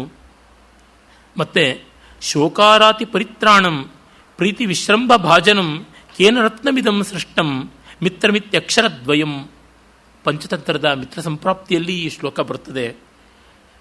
ಶೋಕದ ಶತ್ರುಗಳಿಂದ, ಶೋಕ ಅನ್ನುವ ಶತ್ರುವಿನಿಂದ ಕಾಪಾಡ್ತಕ್ಕಂಥವರು, ಪ್ರೀತಿ ಮತ್ತು ಮುಕ್ತತೆ ಫ್ರೀಡಮ್ ಈಸ್ ಅಂತೀವಲ್ಲ, ಅದಕ್ಕೆ ತುಂಬ ಅವಕಾಶ ಕೊಡ್ತಕ್ಕಂಥ ಸ್ನೇಹ ಅಂತಕ್ಕಂಥ ರತ್ನವನ್ನು, ಸ್ನೇಹಿತರು ಅಂತಕ್ಕಂಥ ವಜ್ರವನ್ನು ಯಾರು ತಾನೇ ನಿರ್ಮಾಣ ಮಾಡಿದ್ದಾರೆ ಜಗತ್ತಿನಲ್ಲಿ, ಯಾರು ಮಾಡಿದ್ರೂ ಗೊತ್ತಿಲ್ಲ, ತುಂಬ ಧನ್ಯವಾದದ್ದು ಅಂತ. ಆಗ ಅವನು ಇಲ್ಲ, ಈ ಥರ ನನಗೆ ಹೀಗಾಗಿರ್ತಕ್ಕಂಥದ್ದು, ನನ್ನ ಸಂದೇಹ ನಿನ್ನ ಮೇಲೂ ಇದೆ ಅಂತ ಎಲ್ಲ ಹೇಳ್ತಾನೆ. ಪಾಪ ಅವಳಿಗೆ ಎಷ್ಟು ಬೇಸರ ಆಗಿರ್ಬೋದು ನೋಡಿ ಲೀಲಾವತಿಗೆ. ಅದನ್ನೆಲ್ಲವನ್ನೂ ಅವನು ಹೇಳ್ತಾನೆ. ಆಗ ಅವಳು ಹೇಳ್ತಾಳೆ, ಅಲ್ಲ ಎಂಥದ್ದು, ನಿನ್ನ ಹೆಂಡತಿ ಆದಮೇಲೂ ಅಹಮೇವ ಧನ್ಯ ಯಸ್ಯಾಸ್ತ್ವಂ ಪತಿರೀದೃಶಃ ತ್ವಯಾ ಭುಕ್ತಶೀಲಾಯ ಮಮ ಮನಃ ಕಥಂ ಅನ್ಯತ್ರ ಗಚ್ಚತಿ. ನಿನ್ನ ಹೆಂಡತಿ ಆದಮೇಲೆ ನನ್ನ ಮನಸ್ಸು ಬೇರೆ ಎಲ್ಲೂ ಹೋಗೋದಕ್ಕೆ ಸಾಧ್ಯವೇ ಇಲ್ಲ. ಹಾಗಿರುವಾಗ ಸರ್ವ ಕಾಮಿನೀಭಿರಪಿ ಕಾಂತೋಪಭೋಗೆ ಸ್ಮರ್ತವ್ಯೋಸಿ, ಎಲ್ಲ ಹೆಂಡರು ತಮ್ಮ ಗಂಡಂದ್ರ ಜೊತೆ ಇರುವಾಗ ನಿನ್ನನ್ನು ನೆನೆಸ್ಕೋತಾರೆ. ಆ ಮಟ್ಟದ ಸುಂದರ, ಆ ಮಟ್ಟದ ಉದಾರಿ, ಆ ಮಟ್ಟದ ಸಜ್ಜನ ನೀನು. ಹಾಗಿರುವಾಗ ನನಗೆಲ್ಲಿ ಅನ್ಯಥಾ ಭಾವ ಬರುತ್ತದೆ? ತ್ವಂ ಯದಿಮಾಂ ಸತೀಂ ಅಸತೀಂ ಕೃತ್ವ ಗಮಿಷ್ಯಸಿ ತರ್ಹ್ಯಂ ಸರ್ವದಾ ಮಿಲಿಷ್ಯಾಮಿ. ನೀನು ಸಾಧ್ವಿಯಾದ ನನ್ನನ್ನು ಅಸಾಧ್ವಿ ಅಂತ ಮಾಡೋದಿಲ್ಲ, ನಾನು ಸಾಯ್ತೀನಿ ಅಂತ ಹೇಳಿಬಿಟ್ಟು ದಿವ್ಯತ್ರಯ ಮಾಡ್ತೀನಿ ಅಂತಾಳೆ. ದಿವ್ಯ ಅಂತಂದರೆ ಅದೊಂದು ಪರೀಕ್ಷೆ. ಹಿಂದೆ ಎಲ್ಲ ತಮ್ಮ ನಿರಪರಾಧಿತ್ವವನ್ನು ಸಾಬೀತು ಮಾಡಬೇಕಾದ್ರೆ ಒಂದು ದಿವ್ಯ ಅಂತ ಮಾಡ್ತಾ ಇದ್ರು. ಅದು ಧರ್ಮಶಾಸ್ತ್ರದಲ್ಲೆಲ್ಲ ವ್ಯವಹಾರಾಧ್ಯಾಯದಲ್ಲಿ ಬರ್ತದೆ. ಅಗ್ನಿ ದಿವ್ಯ, ತುಲಾ ದಿವ್ಯ, ಮಾಷ ದಿವ್ಯ, ಘಟ ದಿವ್ಯ, ಮತ್ತು ಬಾಣ ದಿವ್ಯ, ತಪ್ತಾಯ ಪಿಂಡ ದಿವ್ಯ, ವಿಷ ದಿವ್ಯ, ಅದನ್ನೇ ಮಾಷ ದಿವ್ಯ ಅಂತಲೂ ಹೇಳ್ತಾರೆ. ಹೀಗೆ ಬೇರೆ ಬೇರೆ ಬೇರೆ ಬೇರೆ ಜಲದಿವ್ಯ, ಹೀಗೆಲ್ಲ ಬೇರೆ ಬೇರೆದು ಉಂಟು. ಅಂದರೆ ವಿಷವನ್ನು ಒಂದು ಉದ್ದಿನ ಕಾಳಿನ ಪ್ರಮಾಣದಲ್ಲಿ ಒಂದಷ್ಟು ನುಂಗಿಯೂ ನನಗೇನು ವಿಷ ಮಾಡ್ತಿಲ್ಲ ಅಂತಂದರೆ ನಾನು ಸಾಧು ಪ್ರಾಮಾಣಿಕ ಅಂತ. ಬೆಂಕಿಯಲ್ಲಿ ನಿಂತುಕೊಂಡ್ರೂ ನನ್ನ ಬೆಂಕಿ ಸುಡಲಿಲ್ಲ ಅಂದರೆ ಪ್ರಾಮಾಣಿಕರು. ಕಾದ ಎಣ್ಣೆಯಲ್ಲಿ ಕೈ ಹಾಕಿದ್ರೂ ಕೈ ಕರಿಕೆ ಆಗಲಿಲ್ಲ ಅಂತಂದರೆ ಆಗ ಪರಿಶುದ್ಧರು. ಹಾವಿರುವ ಬುಟ್ಟಿಗೆ ಅಥವಾ ಮಡಿಕೆಗೆ ಕೈ ಹಾಕಿ ಅದರೊಳಗಿಂದ ಹಾವನ್ನು ಎತ್ತಿದ್ರೂ ಹಾವು ಕಚ್ಚಲಿಲ್ಲ ಅಂದರೆ ಘಟ ದಿವ್ಯ ಅದು. ಆ ರೀತಿಯಾಗಿ ಹಾಗೆ ತುಲಾ ದಿವ್ಯ ಅಂತ ಉಂಟು. ತಕ್ಕಡಿಯಲ್ಲಿ ಇಂತಿಷ್ಟೇ ತೂಕ ಅಂತ ಕೂತು ಆ ತೂಕ ಹೆಚ್ಚು ಕಡಿಮೆ ಆಗದೆ ಇರತಕ್ಕಂಥದ್ದು, ಅಂದರೆ ಉದ್ವಿಗ್ನತೆ ಇಲ್ಲದೆ ಇರೋದು, ಹೀಗೇನೇನೋ ಎಲ್ಲ ಉಂಟು. ಈ ರೀತಿಯಾದ ದಿವ್ಯಗಳಲ್ಲಿ ಒಂದು ಬಾಣ ದಿವ್ಯ ಅಂತ. ಅಂದರೆ 12 ಜನ ಧನುರ್ಧಾರಿಗಳು ಸುತ್ತಲೂ ನಿಂತ್ಕೊಂಡು ಇವರು ಎದೆಗೆ ಬಾಣ ಬಿಡ್ತಾರೆ. ಆ ಬಾಣಗಳೇ ಪರಸ್ಪರ ಘಾತಿತವಾಗಿ ಬಿದ್ದೋಗ್ಬೇಕಲ್ಲದೆ ಇವರಿಗೇನೂ ಆಗಬಾರ್ದು ಅಂತ.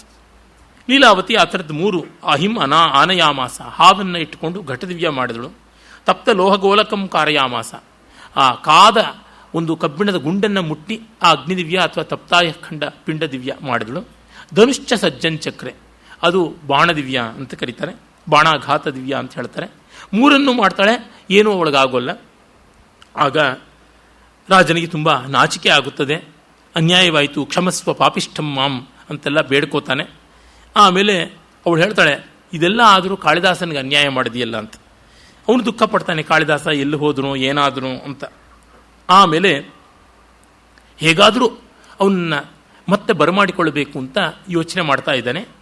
ಆವತ್ತು ರಾತ್ರಿ ಪೂರ್ಣಚಂದ್ರ ಆಕಾಶದಲ್ಲಿ ಉದಯಿಸಿದ್ದಾನೆ. ಹೆಂಡತಿಯ ಜೊತೆ ಅಂತಃಪುರದ ಮಹಡಿಯ ಮೇಲೆ ಮಾತಾಡ್ತಾ ಇದ್ದಾಗ ಆಗ ಎಲ್ಲ ಕವಿಗಳು ಅವನಿಗೆ ಅಂತ ಸಂತೋಷ ಕೊಡದಂತೆ ರೀತಿಯಲ್ಲಿದ್ದಾರೆ.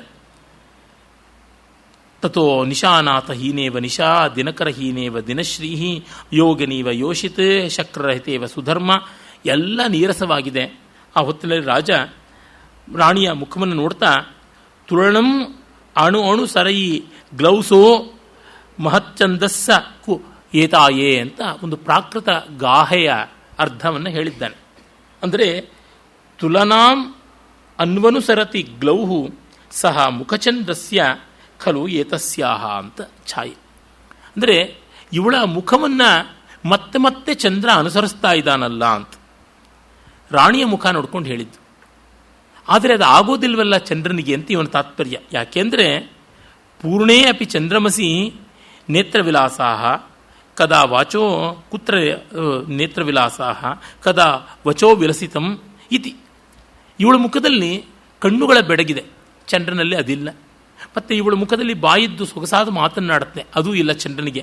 ಹೀಗಾಗಿ ಚಂದ್ರ ಇವಳ ಮುಖಕ್ಕೆ ಎಂದೂ ಹೋಲಿಕೆ ಆಗಲಾರ ಅಂತ ತಾತ್ಪರ್ಯ. ಈ ರೀತಿಯಾದ ಪ್ರಾಕೃತ ಗಾಹೆಯ ಅರ್ಥವನ್ನು ಹೇಳಿ ಅವನು ಮರುದಿವಸ ಸಭೆಗೆ ಬಂದು ಇದನ್ನೇ ಪೂರ್ಣ ಮಾಡಿ ಅಂತ ಕೊಡ್ತಾನೆ. ರಾಜರುಗಳಿಗೆ ಈ ಥರ ಇತ್ತು ಒಂದು ಖಯಾಲಿ, ದುಷ್ಕರವಾದ ಸಮಸ್ಯೆಗಳನ್ನು ಕೊಟ್ಟು ಪರಿಹಾರ ಮಾಡಿ ಅಂತ ಮಾಡಬೇಕಾಗ್ತಾ ಇತ್ತು. ಇಲ್ಲದೇ ಇದ್ದರೆ ಆ ಕವಿಗಳಿಗೆ ಸಂಚಕಾರ ಬರ್ತಾ ಇತ್ತು. ಹಿಂದೆ ಕ್ಷೇತ್ರೀಯ ಅವನು ಪದಕವಿತಾ ಸಾರ್ವಭೌಮ ಮೂವ ಅನ್ನುವ ಗ್ರಾಮದಿಂದ ಕೃಷ್ಣಾ ನದಿ ತೀರದ ಹಳ್ಳಿ, ಅಲ್ಲಿಂದ ಅವನು ದಕ್ಷಿಣ ದೇಶಕ್ಕೆ ಹೋದ. ತಂಜಾವೂರಿನಲ್ಲಿ ವಿಜಯರಾಘವ ನಾಯಕ ಇದ್ದ, ಅಲ್ಲಿ ಅವನು ಬಂದ. ಆಗ ಇವನನ್ನು ಕಂಡು ರಾಜ ಗೌರವಿಸ್ತಾನೆ, ಇವನ ಹಾಡುಗಳನ್ನು ಕಂಡು ತುಂಬ ಇಷ್ಟಪಡ್ತಾನೆ. ಪದಕವಿತಾ ಅಂದರೆ ಶೃಂಗಾರ ಪ್ರಧಾನವಾದಂಥ ಹಾಡುಗಳು. ಆಗ ಮಿಕ್ಕ ಆಸ್ಥಾನ ಕವಿಗಳಿಗೆ ನಾವೆಲ್ಲ ವೃತ್ತ ಕಂದ ಸೀಸ ಎಲ್ಲ ಬರಿತೀವಿ, ಇವನು ಬರೀ ಪೋವೆ ರಾವೆ ವಸೆ ಏಮೆ ಅಂತ ಪುಡಿ ಪುಡಿ ಪದಗಳನ್ನು ಹೇಳಿಕೊಂಡು ದೊಡ್ಡ ದೊಡ್ಡ ಕವಿತೆ ಅಂತ ರಚನೆ ಮಾಡ್ತಾನೆ, ಇದರೊಳಗೆ ಏನಿದೆ ಅಂತ. ಆಗ ಕ್ಷೇತ್ರೀಯನಿಗೆ ಗೊತ್ತಾಗಿ ಆಯಿತು ಅಂತ ವದರಕ ಪೋವೆ ಅಂತ ಒಂದು ಪದ, ಅದನ್ನು ಹಾಡಿ ಕಟ್ಟಕಡೆ ಚರಣದ ಕೊನೆಯ ಪದವನ್ನು ಬಿಟ್ಬಿಡ್ತಾನೆ. ಇದನ್ನು ನೀವು ಒಳ್ಳೆ ಪದವನ್ನು ಇಲ್ಲಿ ಹಾಕಿ ನಾನು ರಾಮೇಶ್ವರ ಯಾತ್ರೆ ಮಾಡ್ಕೊಂಡು ಬರ್ತೀನಿ ಅಂತ. ಅಷ್ಟು ಮಾಡಿಕೊಂಡು ಬಂದರೂ ಯಾತ್ರೆ ಈ ಕವಿಗಳಿಗೆ ಅದಕ್ಕೆ ಯುಕ್ತವಾದ ಒಂದು ಪದವನ್ನು ತಂದು ಹಾಕೋದಕ್ಕಾಗೋಲ್ಲ. ಯಾವ ಪದ ಹಾಕಿದ್ರೂ ಆ ಸಾಲಿಗೆ ಸರಿಯಿಲ್ಲ. ಇನ್ನು ಸಾಲನ್ನೇ ಬದಲಾಯಿಸಿದ್ರೆ ಆ ಚರಣ ಸರಿಯಿಲ್ಲ, ಚರಣವನ್ನೇ ಬದಲಾಯಿಸಿದ್ರೆ ಇಡೀ ಹಾಡೇ ಸರಿಯಿಲ್ಲ. ಈ ಥರ ಆಗ್ತಾ ಇರುತ್ತೆ. ಇದು ಕಾಳಿದಾಸನ ರಘುವಂಶದ ಬಗ್ಗೆನೂ ಆ ಥರ ಉಂಟು. ಕಾಳಿದಾಸನ ರಘುವಂಶದ 9ನೇ ಸರ್ಗದಲ್ಲಿ ತಂಪಾತಯನ್ ಪ್ರಥಮ ಮಾಸ ಪಪಾತ ಪಶ್ಚಾತ್ ಅಂತ ಒಂದು ಪದ್ಯದ ಸಾಲು ಬರುತ್ತದೆ ದಶರಥನ ಬೇಟೆಯ ವರ್ಣನೆಯಲ್ಲಿ. ಅದು ವ್ಯಾಕರಣ ಶುದ್ಧಿಯ ದೃಷ್ಟಿಯಿಂದ ತಂಪಾತಯನ್ ಪ್ರಥಮತಶ್ಚ ಪಪಾತ ಪಶ್ಚಾತ್ ಅಂತ ಏನೋ ಆಗಬೇಕು. ಇವನು ತಂಪಾತಯಾನ್ ಪ್ರಥಮ ಮಾಸ ಪಪಾತ ಪಶ್ಚಾತ್ ಅಂತ ಕಾಳಿದಾಸ ಮಾಡಿದ್ದಾನೆ. ಆ ಥರ ವ್ಯಾಕರಣ ವಿರುದ್ಧವಾದರೂ ಪೂರ್ವದ ಮಹಾಕವಿಗಳ ಪ್ರಯೋಗಗಳು ಇವೆ. ಅದರೊಳಗೊಂದು ಸೊಗಸಿದೆ. ಆಗ ಕೆಲವರು ವ್ಯಾಕರಣ ವಿದ್ವಾಂಸರು ಇಲ್ಲ ಇದು ತಪ್ಪಾಯಿತು, ತಿದ್ದಬೇಕು ಅಂದ್ರಂತೆ. ತಿದ್ದಿ ಅಂತಂದ. ಈಗ ನಾನು ಹೇಳಿದಂತೆ ತಿದ್ದಿರ್ತಾರೆ. ಅದು ಹಾಗೆ ತಿದ್ದಿದ್ರು ಅಂತ ಏನು ಮಾದರಿ ಇಲ್ಲ. ನಾನು ಕಲ್ಪಿಸಿಕೊಂಡದ್ದು ತಂಪಾತಯನ್ ಪ್ರಥಮತಶ್ಚ ಪಪಾತ ಪಶ್ಚಾತ್ ಅಂತ ಇರಬೇಕು. ಏನೋ ಪದ್ಯ ಸರಿಯಾಗಲಿಲ್ಲ ಅಂತ ಪದ್ಯ ಅಂತಿದ್ದರು, ಆ ಸರ್ಗ ಸರಿಯಾಗಲಿಲ್ಲ ಅಂತ ಸರ್ಗವನ್ನೇ ಬದಲಾಯಿಸಿದ್ರು, ಆ ಸರ್ಗ ಮಿಕ್ಕ ಸರ್ಗಗಳ ಜೊತೆಗೆ ಸರಿಯಾಗಿಲ್ಲ ಅಂತ ಕಾವ್ಯವನ್ನೇ ಬದಲಾಯಿಸಿದ್ರು. ಸರಿ, ಇದು ನಿಮ್ಮ ವಂಶ ರಘುವಂಶ ಅಲ್ಲ ಅಂತಂದ ಕಾಳಿದಾಸ ಅಂತ ಉಂಟು. ಒಮ್ಮೆ ರಂಗನಾಥ್ ಶರ್ಮಾ ಅವರು ಉಜ್ಜಯಿನಿಯಲ್ಲಿ ಕಾಳಿದಾಸ ಸಮಾರೋಹದಲ್ಲಿ ಭಾಷಣ ಮಾಡೋಕ್ಕೆ ಹೋಗಿದ್ದರು. ಹಾಗೆ ಹೋಗಿದ್ದಾಗ ಅಲ್ಲಿ ಡಾಕ್ಟರ್ ರೇವಾ ಪ್ರಸಾದ್ ದ್ವಿವೇದಿ ಅಂತ ದೊಡ್ಡ ಅಲಂಕಾರಿಕರು, ಮಹಾತರಳೆ ಜಗಳಗಂಟರು ಅವರು ಸಿಕ್ಕಿದ್ರಂತೆ. ಆಗ ರಂಗನಾಥ್ ಶರ್ಮರ ಹಿನ್ನೆಲೆ ಗೊತ್ತಾಯಿತು. ಅಹೋ ವೈಯಾಕರಣಾ ಭವಂತಹ ಅಂತಹತಃ ಕಾಳಿದಾಸಸ್ತರ್ಹಿ ಅಂದ್ರಂತೆ. ಓಹ್, ನೀವು ವ್ಯಾಕರಣದವರಲ್ವಾ, ಕಾಳಿದಾಸ ಸತ್ತ ಅಂತ. ಯಾಕೆಂದ್ರೆ ಇಂಥದ್ದೆಲ್ಲ ಇಟ್ಕೊಂಡು ತ್ರಯಂಬಕಂ ಸಂಯಮಿನಂ ದದರ್ಶ, ಈ ಥರದ್ದೆಲ್ಲ ಕೆಲವು ಪಾಣಿನಿ ವಿರುದ್ಧವಾದ ಪದಗಳೆಲ್ಲ ಇವೆ, ಅದನ್ನ ಇಟ್ಕೊಂಡು ಕಾಳಿದಾಸನ್ನ ತಿವಿದು ಬಿಡುತ್ತಾರೆ ಇವರು ಅಂತ ಅಂದುಕೊಂಡ್ರಂತೆ. ಇದನ್ನು ರಂಗನಾಥ್ ಶರ್ಮರೇ ಹೇಳಿದ್ದು ಈ ಸನ್ನಿವೇಶವನ್ನು. ಆಮೇಲೆ ಭಾಷಣ ತುಂಬ ಚೆನ್ನಾಗಿ ಮಾಡಿದ್ರು. ಆಗ ಕೇಳಿದ್ರಂತೆ ಇವರು ಹೇಗಿತ್ತು ಅಂತ. ಅಹೋ ಭೂಷಿತಕ್ಕಲು ಕಾಳಿದಾಸ ಅಂತಂದ್ರಂತೆ. ಈ ಸನ್ನಿವೇಶವನ್ನು ರಂಗನಾಥ್ ಶರ್ಮರು ನನಗೊಮ್ಮೆ ಹೇಳಿದರು.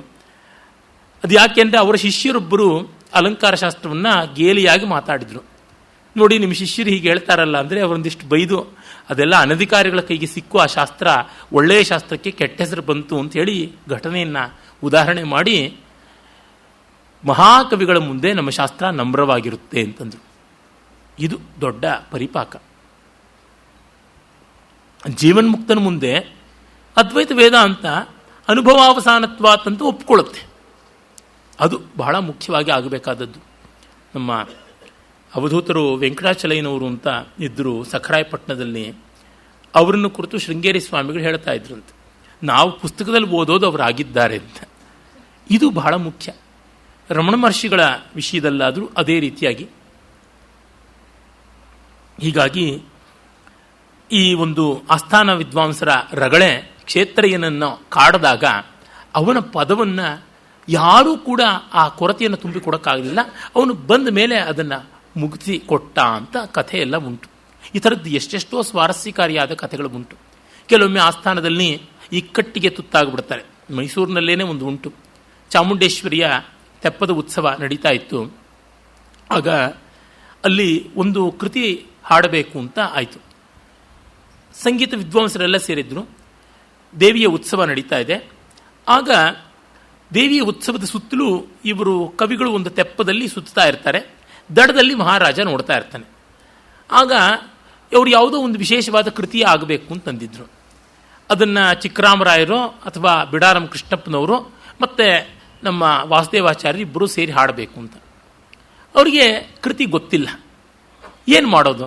ಎಲ್ಲ ಕೃತಿಗಳು ಬಾಯ್ಪಾಠ ಇರೋಲ್ಲ. ಈಗಿನ ಥರ ಇಂಟರ್ನೆಟ್ಟು ಎಲ್ಲ ಇಲ್ಲವಲ್ಲ. ಸುಲಭವಾಗಿ ಎಲ್ಲ ಕೃತಿಗಳು ಗೊತ್ತು ಅಂತ ಜಂಬ ಕೊಚ್ಚಕ್ಕೆ ಸಾಧ್ಯವಿಲ್ಲ. ಅದು ಅಲ್ಲದೆ ಸುಲಭಕ್ಕೆ ಯಾರೂ ಹೇಳಿಕೊಡ್ತಾನೂ ಇರಲಿಲ್ಲ. ಬಿಗಿ ಮುಷ್ಟಿ, ಕಪಿ ಮುಷ್ಟಿ, ವ್ಯಾಸಮುಷ್ಟಿ ಅಂತ ಕರೀತಾರೆ. ಆ ಥರ ಇನ್ನೊಬ್ಬರಿಗೆ ಪಾಠ ಹೇಳಿಕೊಡದೆ ಬಿಗಿ ಮಾಡ್ತಕ್ಕಂಥದ್ದು. ಆಗ ಯಾರೋ ತಾಯಪ್ಪನವರು ಅಂತಲೇ ಯಾರೋ ಒಬ್ಬರು ವೈಲಿನ್ ವಾದಕರಿದ್ದಂತೆ. ಅವರು ನನಗೆ ಪಲ್ಲವಿ ಒಂದು ಗೊತ್ತಿದೆ ಅಂತಂದ್ರಂತೆ.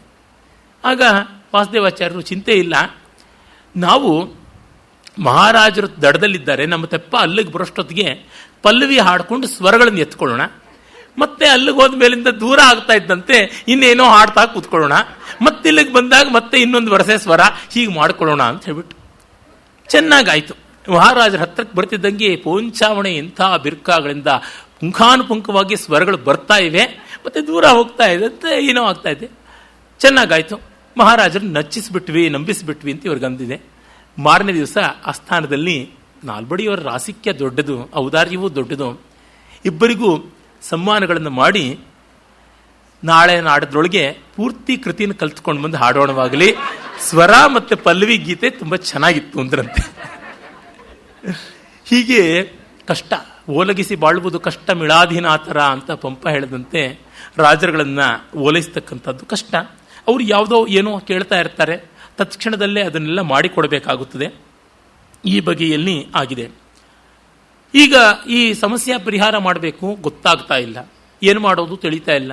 ಹಿಂದೆ ಎಲ್ಲ ಆಸ್ಥಾನಗಳಿಗೆ ಯಾವುದೋ ಆಸ್ಥಾನದಿಂದ ದೊಡ್ಡ ವಿದ್ವಾಂಸನೋ ಕವಿಯೋ ಬರೋದು, ಬಂದು ಈ ಸಮಸ್ಯೆಯನ್ನು ಪರಿಹಾರ ಮಾಡಿ ಅಂತ ಸವಾಲು ಹೊಡ್ತಕ್ಕಂಥದ್ದು.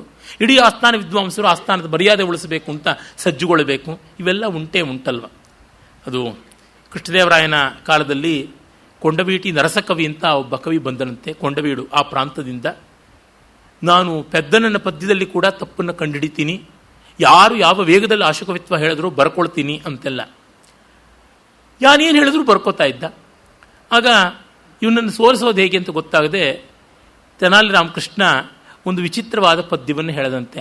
ಫುರ್ವಟ ಬಾಬಾ ತಲಪೈ ಭೂವಟ ಜಾಬಿಲ್ನಿ ಒಳೋ ಕೂವಟ ಚೇದೇ ಬುವ್ವಟ ಅರಯಿಂಗ ನಟ್ಟಿ ಹರುನಕು ಜೇಜೆ ಅಂತ. ಫುರ್ವಟ ಬಾಬಾ ಅಂತಂದ್ರೆ ಅದನ್ನ ಹೇಗೆ ಬರೆಯೋಕೆ ಸಾಧ್ಯ? ಒಳೋಕ್ ಬುವ್ವಟ ಅಂತಂದ್ರೆ ಅದನ್ನ ಹೇಗೆ ಹೇಳೋದು? ಆಗಲಿಲ್ಲ, ಬರೆಯೋಕ್ಕಾಗಲಿಲ್ಲ. ನರಸಕವಿಯ ಗಂಟ ಮುಂದೆ ಓಡಲೇ ಇಲ್ಲ. ಆಗ ಅವನು ಬೈದನಂತೆ, ಅಲ್ಲ, ಪೆದ್ದನಂಥ ಮಹಾಕವಿಯ ಪದ್ಯಗಳಲ್ಲಿ ತಪ್ಪು ಹುಡುಕ್ತೀನಿ ನಿಂತೀರ, ಅದನ್ನು ಬಿಟ್ಟು ಈಗ ಈ ಥರ ಆಡ್ತೀಯ, ನಿನಗೆ ನಾನು ಹೇಳಿದ ಪದ್ಯನೇ ಬರ್ಕೊಳಕ್ಕೆ ಬರೋಲ್ಲ, ಇನ್ನೊಬ್ಬರ ಪದ್ಯದಲ್ಲಿ ತಪ್ಪು ಬೇರೆ ಹುಡುಕ್ತೀಯ.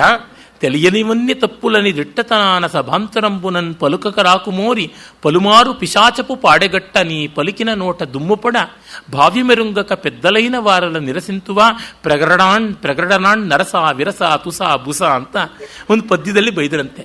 ನಿನಗೆ ಗೊತ್ತಿಲ್ಲದೆ ಇರೋದೆಲ್ಲ ತಪ್ಪು ಅಂತ ಹೇಳಿಬಿಟ್ಟು ತಿಳಿಯನಿವನ್ನಿ ತಪ್ಪುಲನಿ ದಿಟ್ಟತನದಿಂದ ಬಂದು ಪಲುಮಾರು 10 ತರ್ಥ ಬೈಯೋದಿಕ್ಕೆ ಬರಬೇಡ, 10 ರೀತಿಯಾಗಿ ಪಲುಮಾರು ಪಿಶಾಚಪ ಪಾಡೆಗಟ್ಟ, ನಿನ್ನ ಪಿಶಾಚಿಗಳು 10 ಸರ್ತಿ ಚಟ್ಟಾಕಟ್ಟ, ಪಿಶಾಚಪ ಪಾಡೆಗಟ್ಟ ಅವರೇ ಹೊತ್ಕೊಂಡು ಹೋಗಲಿ, ನೀ ಪಲಿಕಿನ ನೋಟ ದುಮ್ಮುಪ್ಪಣ, ಹೀಗೆಲ್ಲ ಮಾತಾಡಿದ ನಿನ್ನ ಬಾಯಿಗೆ ಮಣ್ಣು ಬೀಳ, ಭಾವ್ಯ ಮೆರುಂಗಕ ಪೆದ್ದಲೈನ ವಾರಲ್ಲ ನಿರಸಿಂತುವ, ವಿವೇಕ ಇಲ್ಲದೆ ಹಿಂದು ಮುಂದೆ ನೋಡದೆ ದೊಡ್ಡವ್ರನ್ನ ಹೀಗೆ ಗೇಲಿ ಮಾಡ್ತೀಯ.